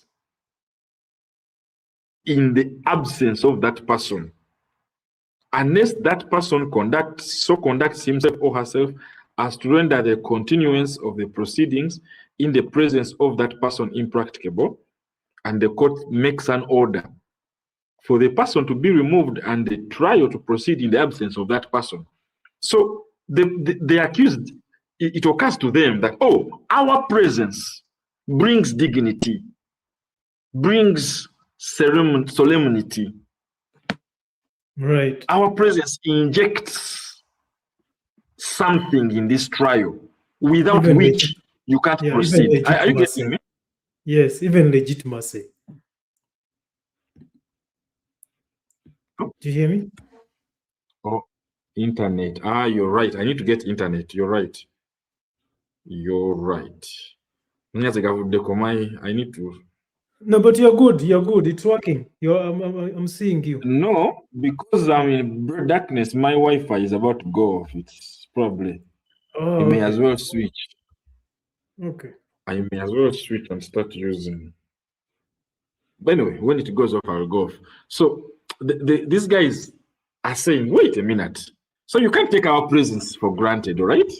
Without it, there is something you will lack. Right. So recognize us and what we have to say.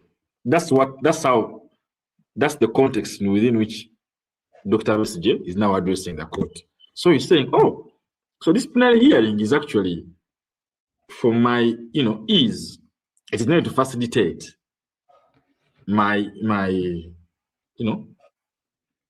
contribution. It's an essential aspect of my defense. So can we exhaust it thoroughly? Our concerns are not that many. They are 1, 2, 3, 4. So the man then says, no, it's closed. You had him say, no, it's closed. I have closed it. Like, you can't be in a rush to close a plenary hearing.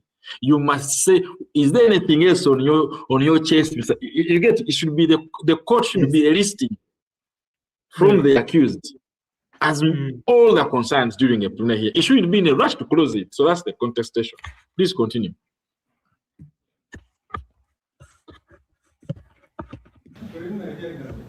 Please continue.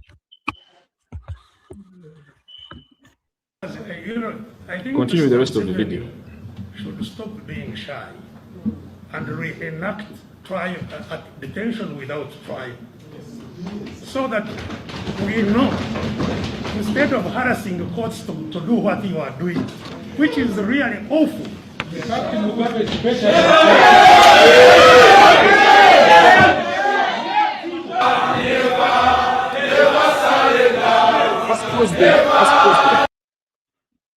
And we start again now. I interrupted. Okay. Without interruption. Stop from the beginning. Start from the beginning. So it has been clarified that what has been going on has been a preliminary hearing. It has been closed. Not closed. So I think, hear me out with this. Hear me out. Really, I think Preliminary hearing has been closed. no. If it has, I think Mr. Museveni should stop being shy and reenact trial, detention without trial, so that we know, instead of harassing the courts to do what you are doing, which is really awful.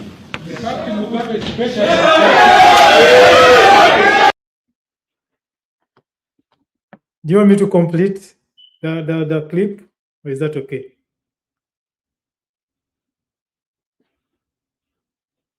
Hello? Isaac, you're mute.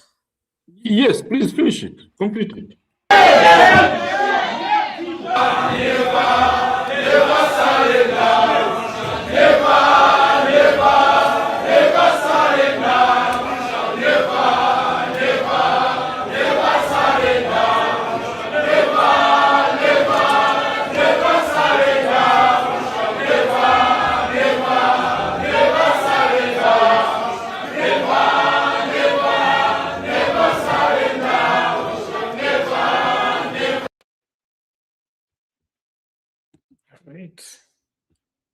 All right. Anyway, Yeah. that was Monday. Yeah. The next day was a public holiday. PFS put out a poster for a press conference on Wednesday. So we then engaged with them because as the bar, we have a trial observer who was able to give us the context of what had happened. And the recommendation was that there's a locking of horns. So there has to be an adult in the room. And we have to think how best this gets done. So we reach out and we have a chat. The conclusion was that Mr. Lukwago should consider with his team formalizing their grievances and depositing them with the bar. Right. As much as possible, because after Monday, there was really a lot of anger. Right. So we had to provide leadership. So we said, let's contain these grievances in the usual formal containers, including one to the bar. And we delivered the secretary to receive the petition, which we have, I think, in the course of this space. I'm going to share it with you.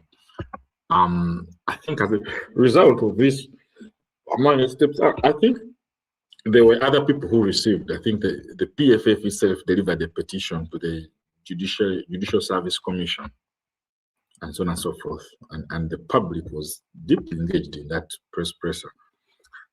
So on Thursday, Dr. Besigye invokes his rights not to attend, and he doesn't attend. The court is informed that Besigye will not, because we have failed to agree on whether or not the plenary hearing is closed.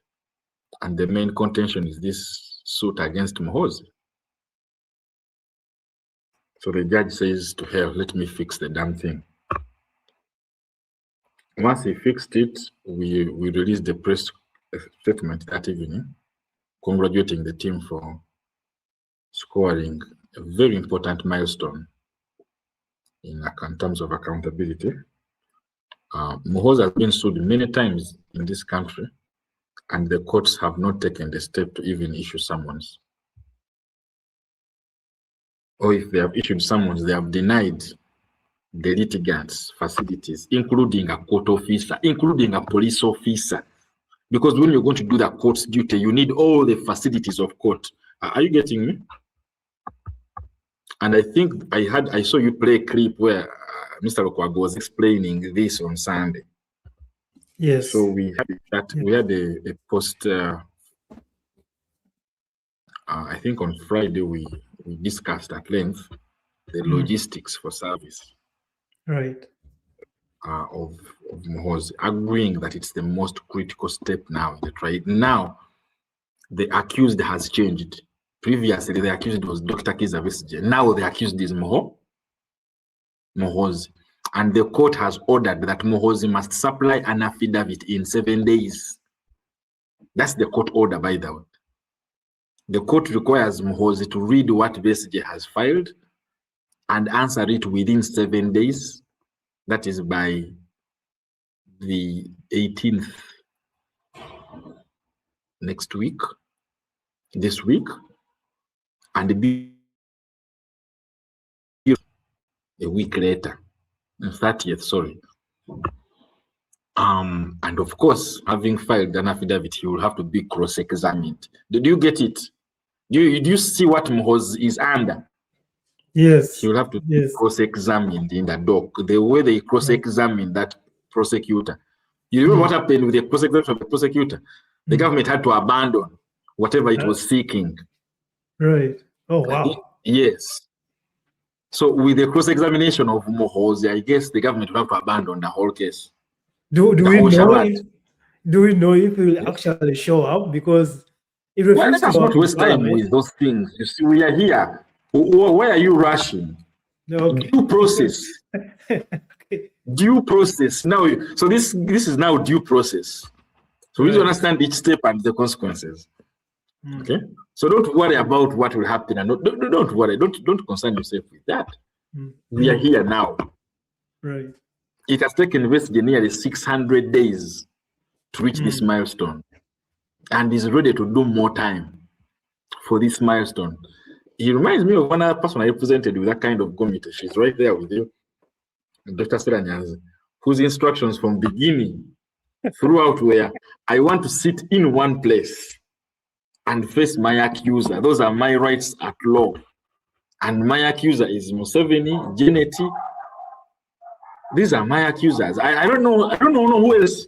So Isaac, your duty is to ensure that I stay alive to see my accuser and reduce my movement. So a lot of people were showing sympathy. Hey, we are concerned about Narongo, Narongo's children. But Narongo was like, every time I leave this court, these people move on. I want Museveni to be having somebody knocking on his door. Bakweta agamu koti, bakuntumi. Koti eyisiza bakuntumi. Bakunonya. You are the coward now. You know. You fail to face Narongo. So this is the whole thing. The game has changed now. The game has completely changed. So anyway, we discussed this with much of which, of course, I can't divulge, but we discussed the logistics, complexities, the risks involved, and a sort of a scenario building that is necessary as counsel.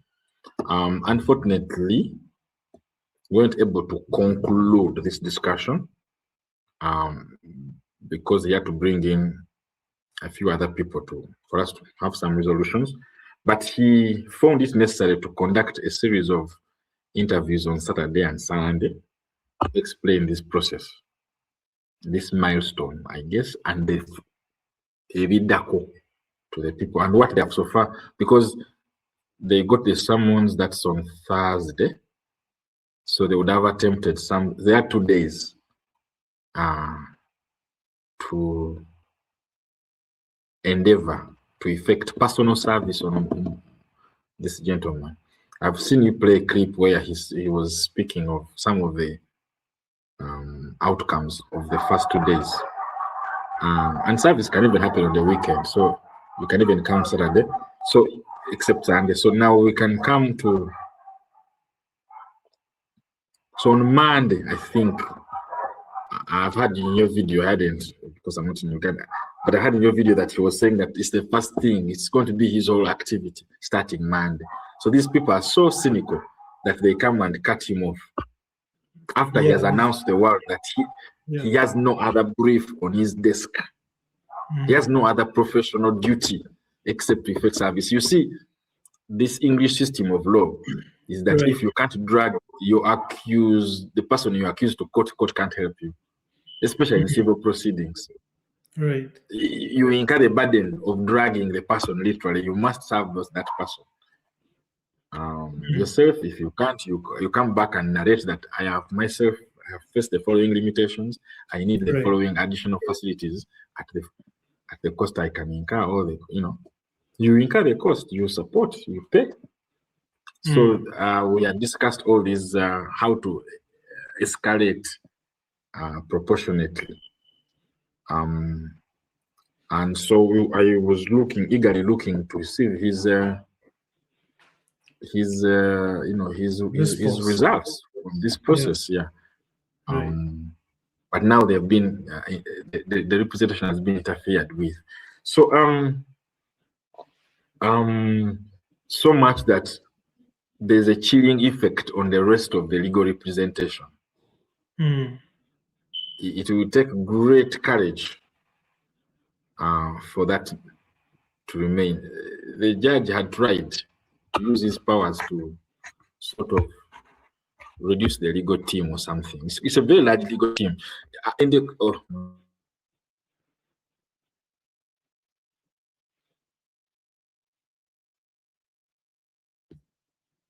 Yeah.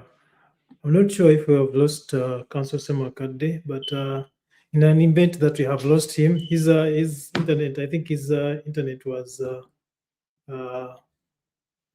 had drained a little bit. We are going to stay for a few more minutes as we wait for him to reload his internet. But Nalo, why don't you tell us about your ordeal, your legal drill with Council Ssemakadde and the instructions you gave him? What you think this milestone, as explained by Council Ssemakadde, means for Uganda's legal system and legal fraternity, pretty much. But most importantly, how Ugandans should perceive what is happening right now. I mean, look, so I'm not a lawyer, and I hope that Isaac comes back. But for me, I think that when the temples of justice fail to become avenues of redress, when courts become temples of injustice, then, especially in my case, which was very minor compared to Kizza Besigye's case, my case was really politicized because my complainant was Museveni and his wife, his family, both cases. And I kept telling Isaac, this is not a legal matter. We haven't come for judicial gimmicks. If we have, Isaac, you do the law, go and read your, statutes and laws and put up a legal defense, speak to the judiciary in those terms. I wrote a poem, I haven't come to your court for justice. I have come for politics. And I remember that for me, when it became clear that there were ways in which the courtroom, my trial, could be used for political contestation, I told Isaac that we may never get Museveni to court, but imagine the optics of Amia Nalongo, an obscene Nalongo. They called me mad in the first trial. There was an application to subject me to involuntary mental examination. And I said, imagine the mad woman of the nation calling Dictator Museveni, calling Janet Museveni and saying, come to court with me. Of course, we knew the law did not make those provisions for the head of state to come to court because he's got immunity, he's protected, right? But for me, the essence of turning those courts that didn't work for me into a site of political contestation was important. And I appreciate that Isaac Ssemakadde, he got the memo. He understood when my family didn't, because everybody wanted me to get bail. And I suppose part of what's exciting for me, with your question of what, do you think Muhoozi will come to court? That is not the most important question. in the political contestation is that somebody has dared to say, go and serve the CDF. Tell the CDF to come and answer up to these questions about violations of human rights in the process of getting Kizza Besigye and Obed Lutale to court. First it was the kangaroo court and now the High Court for whatever charges, to be able to overturn this, to subvert their very processes and say, Muhoozi jangu, tukuyita jangu. And part of the excitement for me is this outcome that, first of all, he has shown the impunity. He thinks he's above the law. If you want to summon, to issue me with summons or to serve on me, I will arrest you and I will threaten anybody else who does it. How else would we get Muhoozi enacting this sort of impunity? It has taken the challenge so that the most important question is not, will Muhoozi come? Will Muhoozi write the response, affidavit in response to whatever he's been charged with? Will Muhoozi work with the legal and judicial process? That is not the question. The question is, have we been able to touch Muhoozi's power? Are we fingering him where it hurts in ways that other people have not been able to touch the throne of his monarchical power? Are we exposing the nakedness of the crown prince? And I think that the legal team representing Kizza Besigye and led brilliantly by both Martha Karua and Erias Lukwago have done a brilliant job. All risks considering, they have touched Muhoozi in his mouth. They're touching his tongue. They're playing with his chubby cheeks. They're undressing him and showing his impunity. So maybe that's the most important takeaway in terms of subverting courts to work for the resistance. And what would be interesting for me then is who can put him in order. Can his father tell him to listen to the justice? Can Justice Baguma do anything to make him pay attention to our constitution and pay attention to our courts? Maybe not. But have the people touched Muhoozi where it hurts? I think so.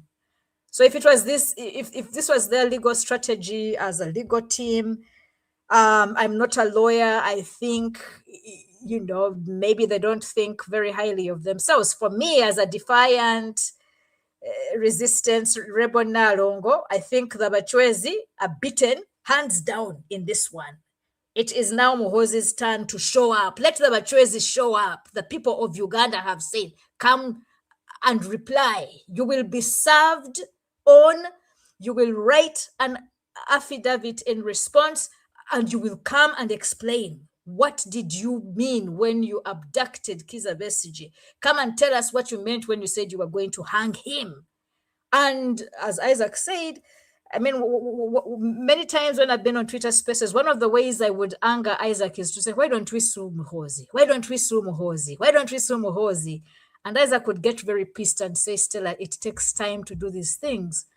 So if it's taken Dr. Kizza Besigye and his legal team 600 days to get here, me, I celebrate. I feel sorry and sad for Erias Lukwago that this is what he's had. This is part of the cost he's paying on behalf of Ugandans for us to finger the baby leopard. But we are fingering its anus very nicely.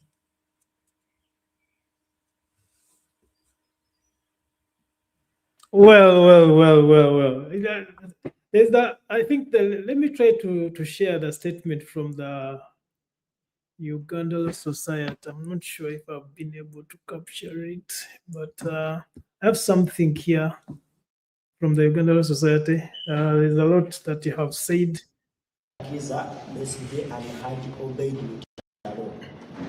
It has come. Can you hear that? Our attention that yes, but can you make it just a little louder? Just a little.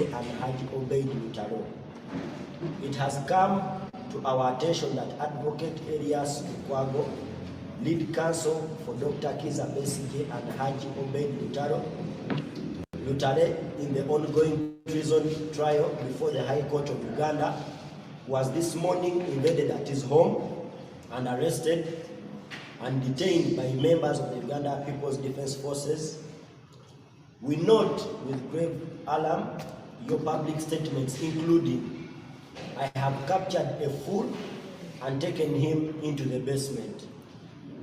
And this one will learn Kiswahili. Further, still both you and whoever serves them. These statements, coupled with the military invasion of Advocate Lukwago'S home, constitute the highest act of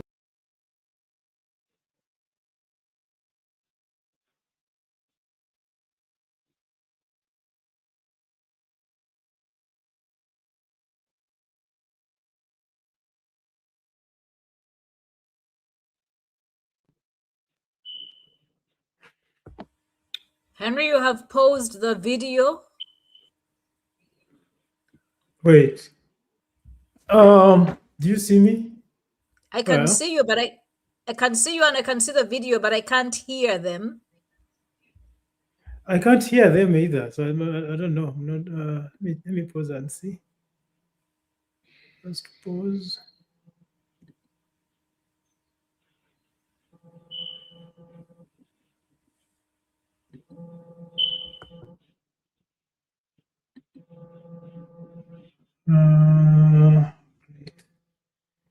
Don't know. Don't know what's wrong. Do you hear me? You hear me? Yes, Henry, I can hear you, but I cannot hear Kanso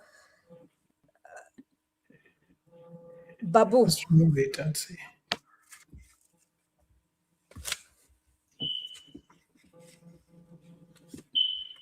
Yeah, for some reason, I don't know what's going on. Yeah,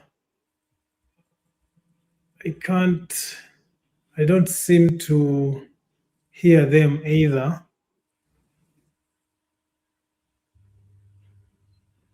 I suspect.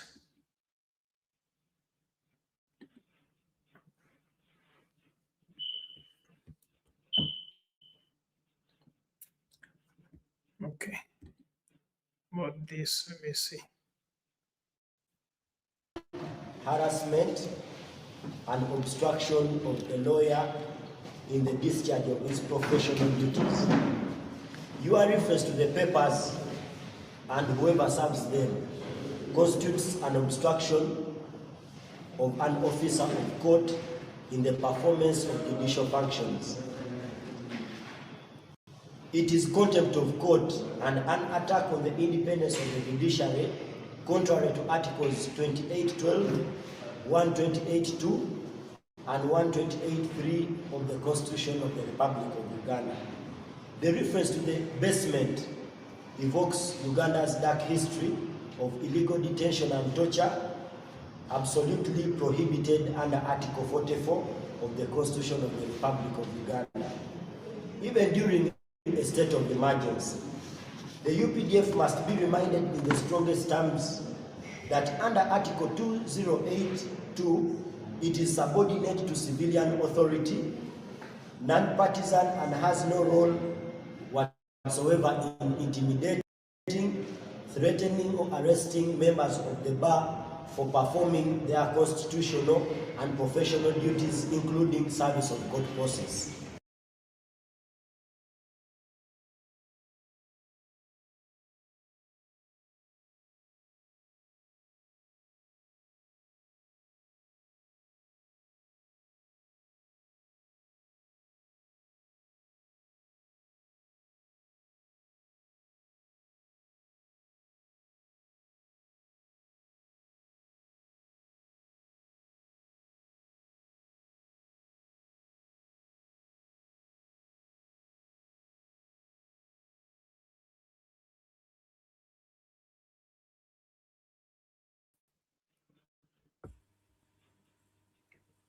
Henry, are you there?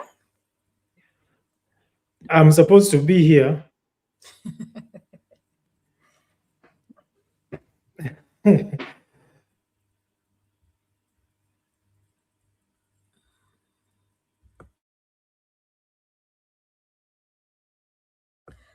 So the video has halted and your volume is also muted.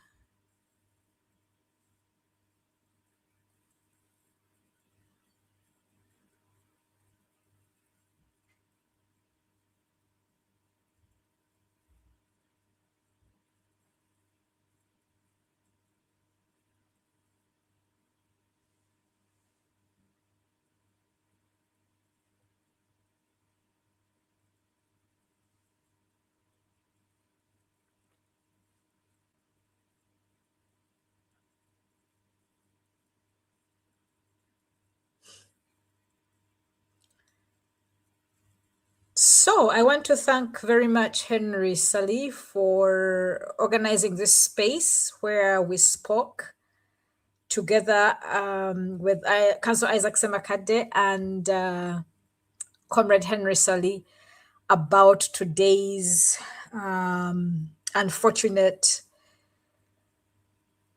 happenings in Uganda.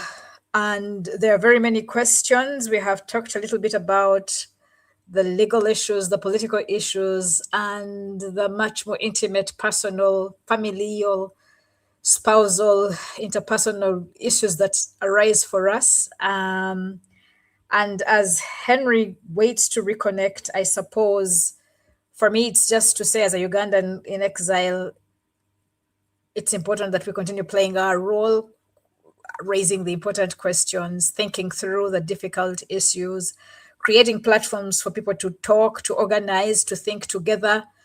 And yeah, I don't know where Omlodi, Salongo, Elias, Lukwago is sleeping tonight. I send special prayers and thoughts to him.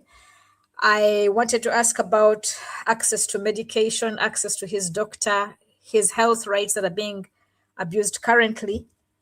But I suppose the lawyers will be able to address these questions in due course.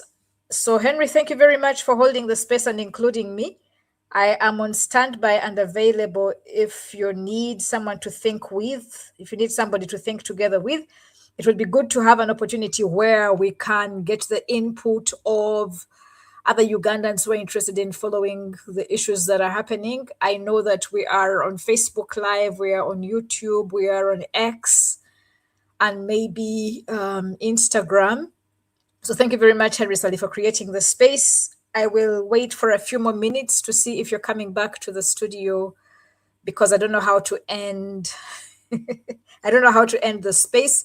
Isaac Ssemakadde, if you're there, you are going to share with us some thoughts on how to proceed with this. And so I will continue holding the space for a few more minutes. Hopefully Henry and Isaac will return to us.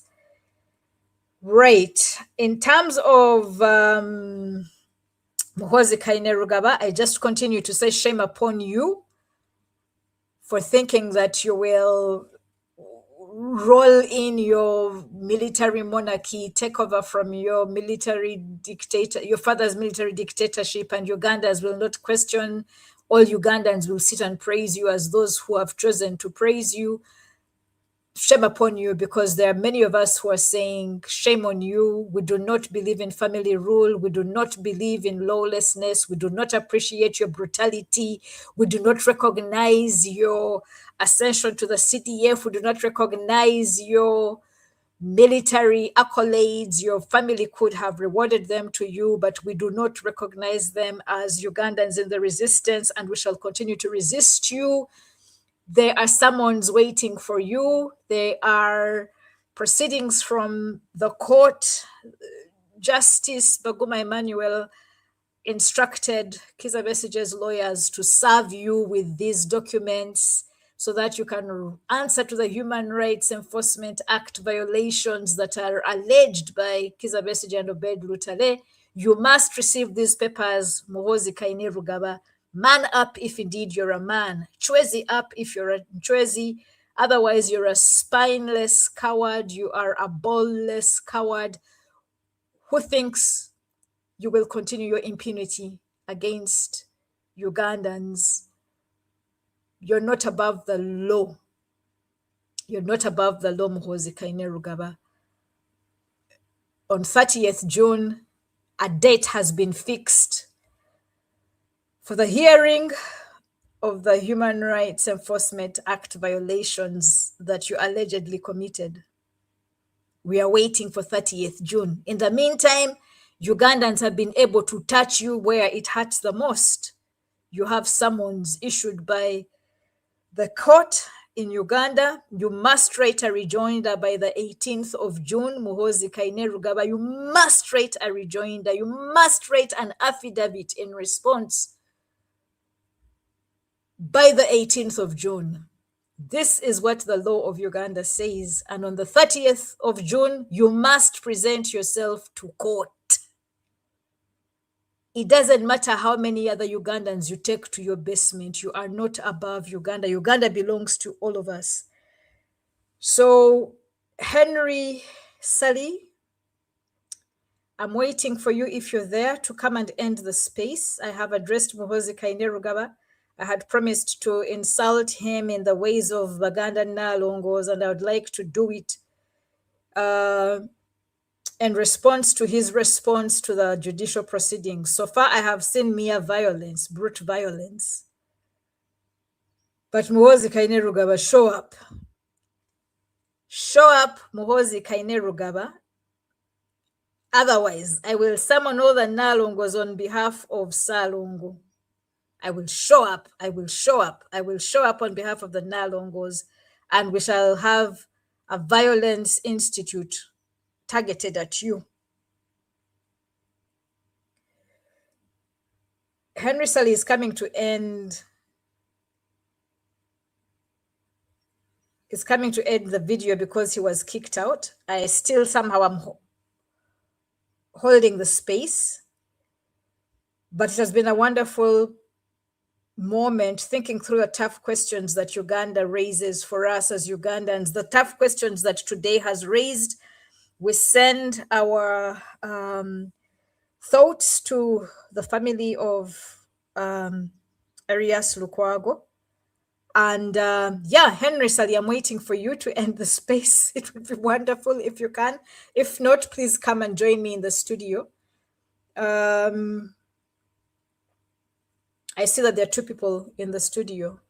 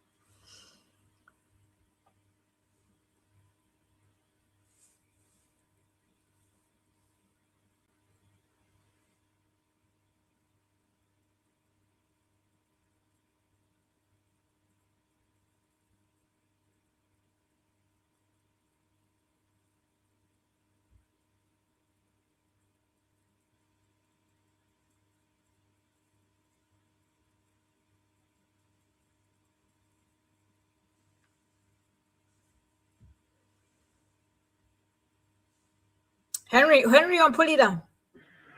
Yes, Oh, I can yes, see you. yes. Oh, thank God. I didn't know how to end the space. Are we still live, or has Yeah, it we are ended? still live. We are Oh, we're still live. Oh God. I know. So what We do are I still do? live. Do I continue talking? I had stopped talking. Well, I don't remember where we stopped from, but yeah, for some reason my computer ran out of space because I've been downloading a lot of stuff, all those videos. So it was like, yo, you're overloading me. But yes, I want to appreciate everyone who is watching us. I think, and I want to actually thank you for the interest in this topic. I have ended up spending much more time that I thought we would be spending, but we do appreciate your patience. I want to thank Dr. Stella for her contribution to this very important topic. Let us continue following what's going on and see how things are going to unfold in the next couple of hours. I'm not sure what the conversation is now. I think I'm going to try to catch up with the conversation in Kampala as well from the different people that are engaged in this important engagement, important participation. Of course, we also continue to pray for the Lord Mayor Emeritus and his family.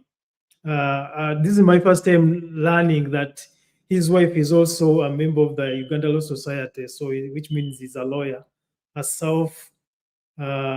So the questions we have engaged in, the questions we have asked ourselves are pertinent. They are very important because if a household of lawyers can be treated like this, then how can a regular citizen, an average Joe, like most of Americans tend to refer to their citizens, how should they think about their citizenry? Because a citizen is supposed to be entitled to certain rights, right, including the rule of law. But if we are losing the rule of law, how should we be? How should the people of Ugandans, think about how they engage with the rule of law or the law? How can we keep the CDF accountable and the entire government, really? I don't know what your thoughts are, Dr. Stella. I know you have been here long enough. You have been very generous with your time, but what are your thoughts as we wrap up this conversation? I mean, I think for me, like I said, I don't know where Councillor Lukwago is going to sleep tonight. I know what it means to sleep in those basements. We pray for life. We pray for health, his human rights to health, his access to medicines, emergency medicines that are prescribed are essential for him to be alive tonight, to be alive tomorrow. These are being violated by the CDF. Shame on him. Issues around his family and his children, his wife are important issues. But like I said, this is the cost of being part of the resistance in Uganda. And we recognize Councillor Lukwago as the Mr. Rule of Law. And it is ironical that Muhoozi is abducting rule of law, not just the person of Erias Lukwago, but he's abducting the very constitution upon which we stand, the very judicial processes and judiciary that is supposed to hold him and the military accountable. And he's abducting Ugandans in the resistance. But we shall keep resisting, keep raising the questions. Thank you very much, Henry Ssali, for including me alongside Isaac Ssemakadde and yourself in engaging in this question. I think for me as a person in exile, we are not entirely useless. We can hold spaces. Thank you very much for holding space. And similar to yourself, I will be available if people want to talk. My internet keeps running even when yours goes down. We have proved that the German internet is perhaps as durable, and my old keyboard from Uganda is still working. I don't download things onto it. It's very clean because it's for the resistance. Have a good night, Henry. Before you go, what else?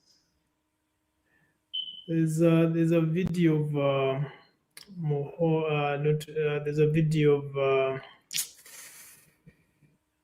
Semujunganda that I was trying to download. I'm not sure if it has downloaded. I think it's the reason that I ended up where we are right now. I can watch Honorable Semujunganda. I don't know if I can watch Muhoozi Kainerugaba saying. Don't fight him. Don't fight him. Don't. Oh, not that one. That's not the one. You can watch Honorable Ssemakadde. I can watch and listen to Honorable Ssemakadde. I cannot watch Muhoozi Kainerugaba. I cannot stand him. So if he attempts to come to power, he's already in power, I won't come back home. I can't do Muhoozi. I cannot stand Muhoozi. You can't stand Muhoozi. I'm trying to see if I can get this in the downloads, my downloads. Ssemakadde. Do I get this shown on this thing? Extract, camera, video, share. Right, you see. Oh.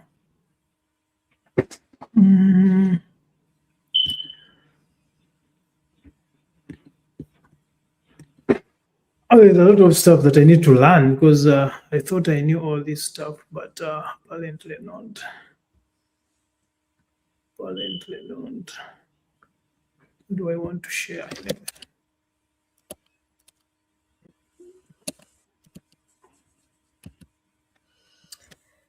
Maybe you should invite Honorable Ssemakadde because he's on the ground and he knows what's happening. He is on the ground. Yeah, I'll try and see if he's able to. And he's now on X.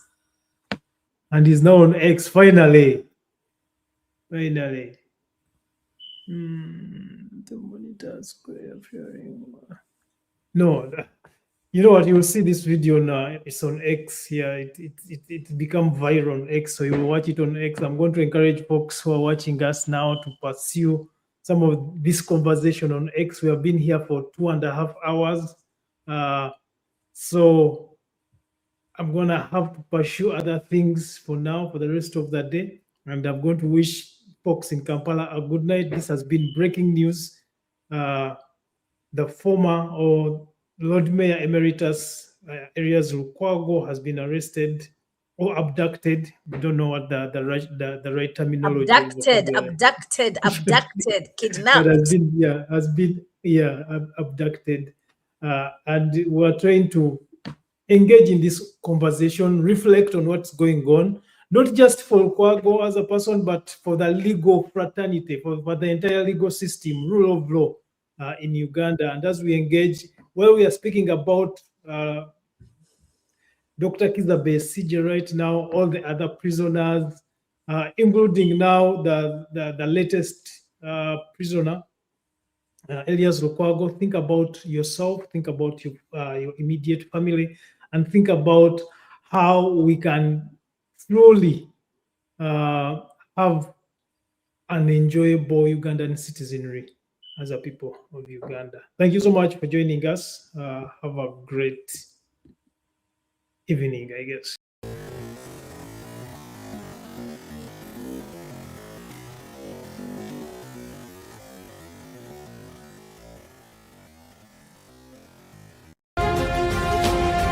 This is the state of the nation. Irifa Mugwanga. We are deliberate, we are reasonable, we are uncensored. The state of the nation with Henry Ssali.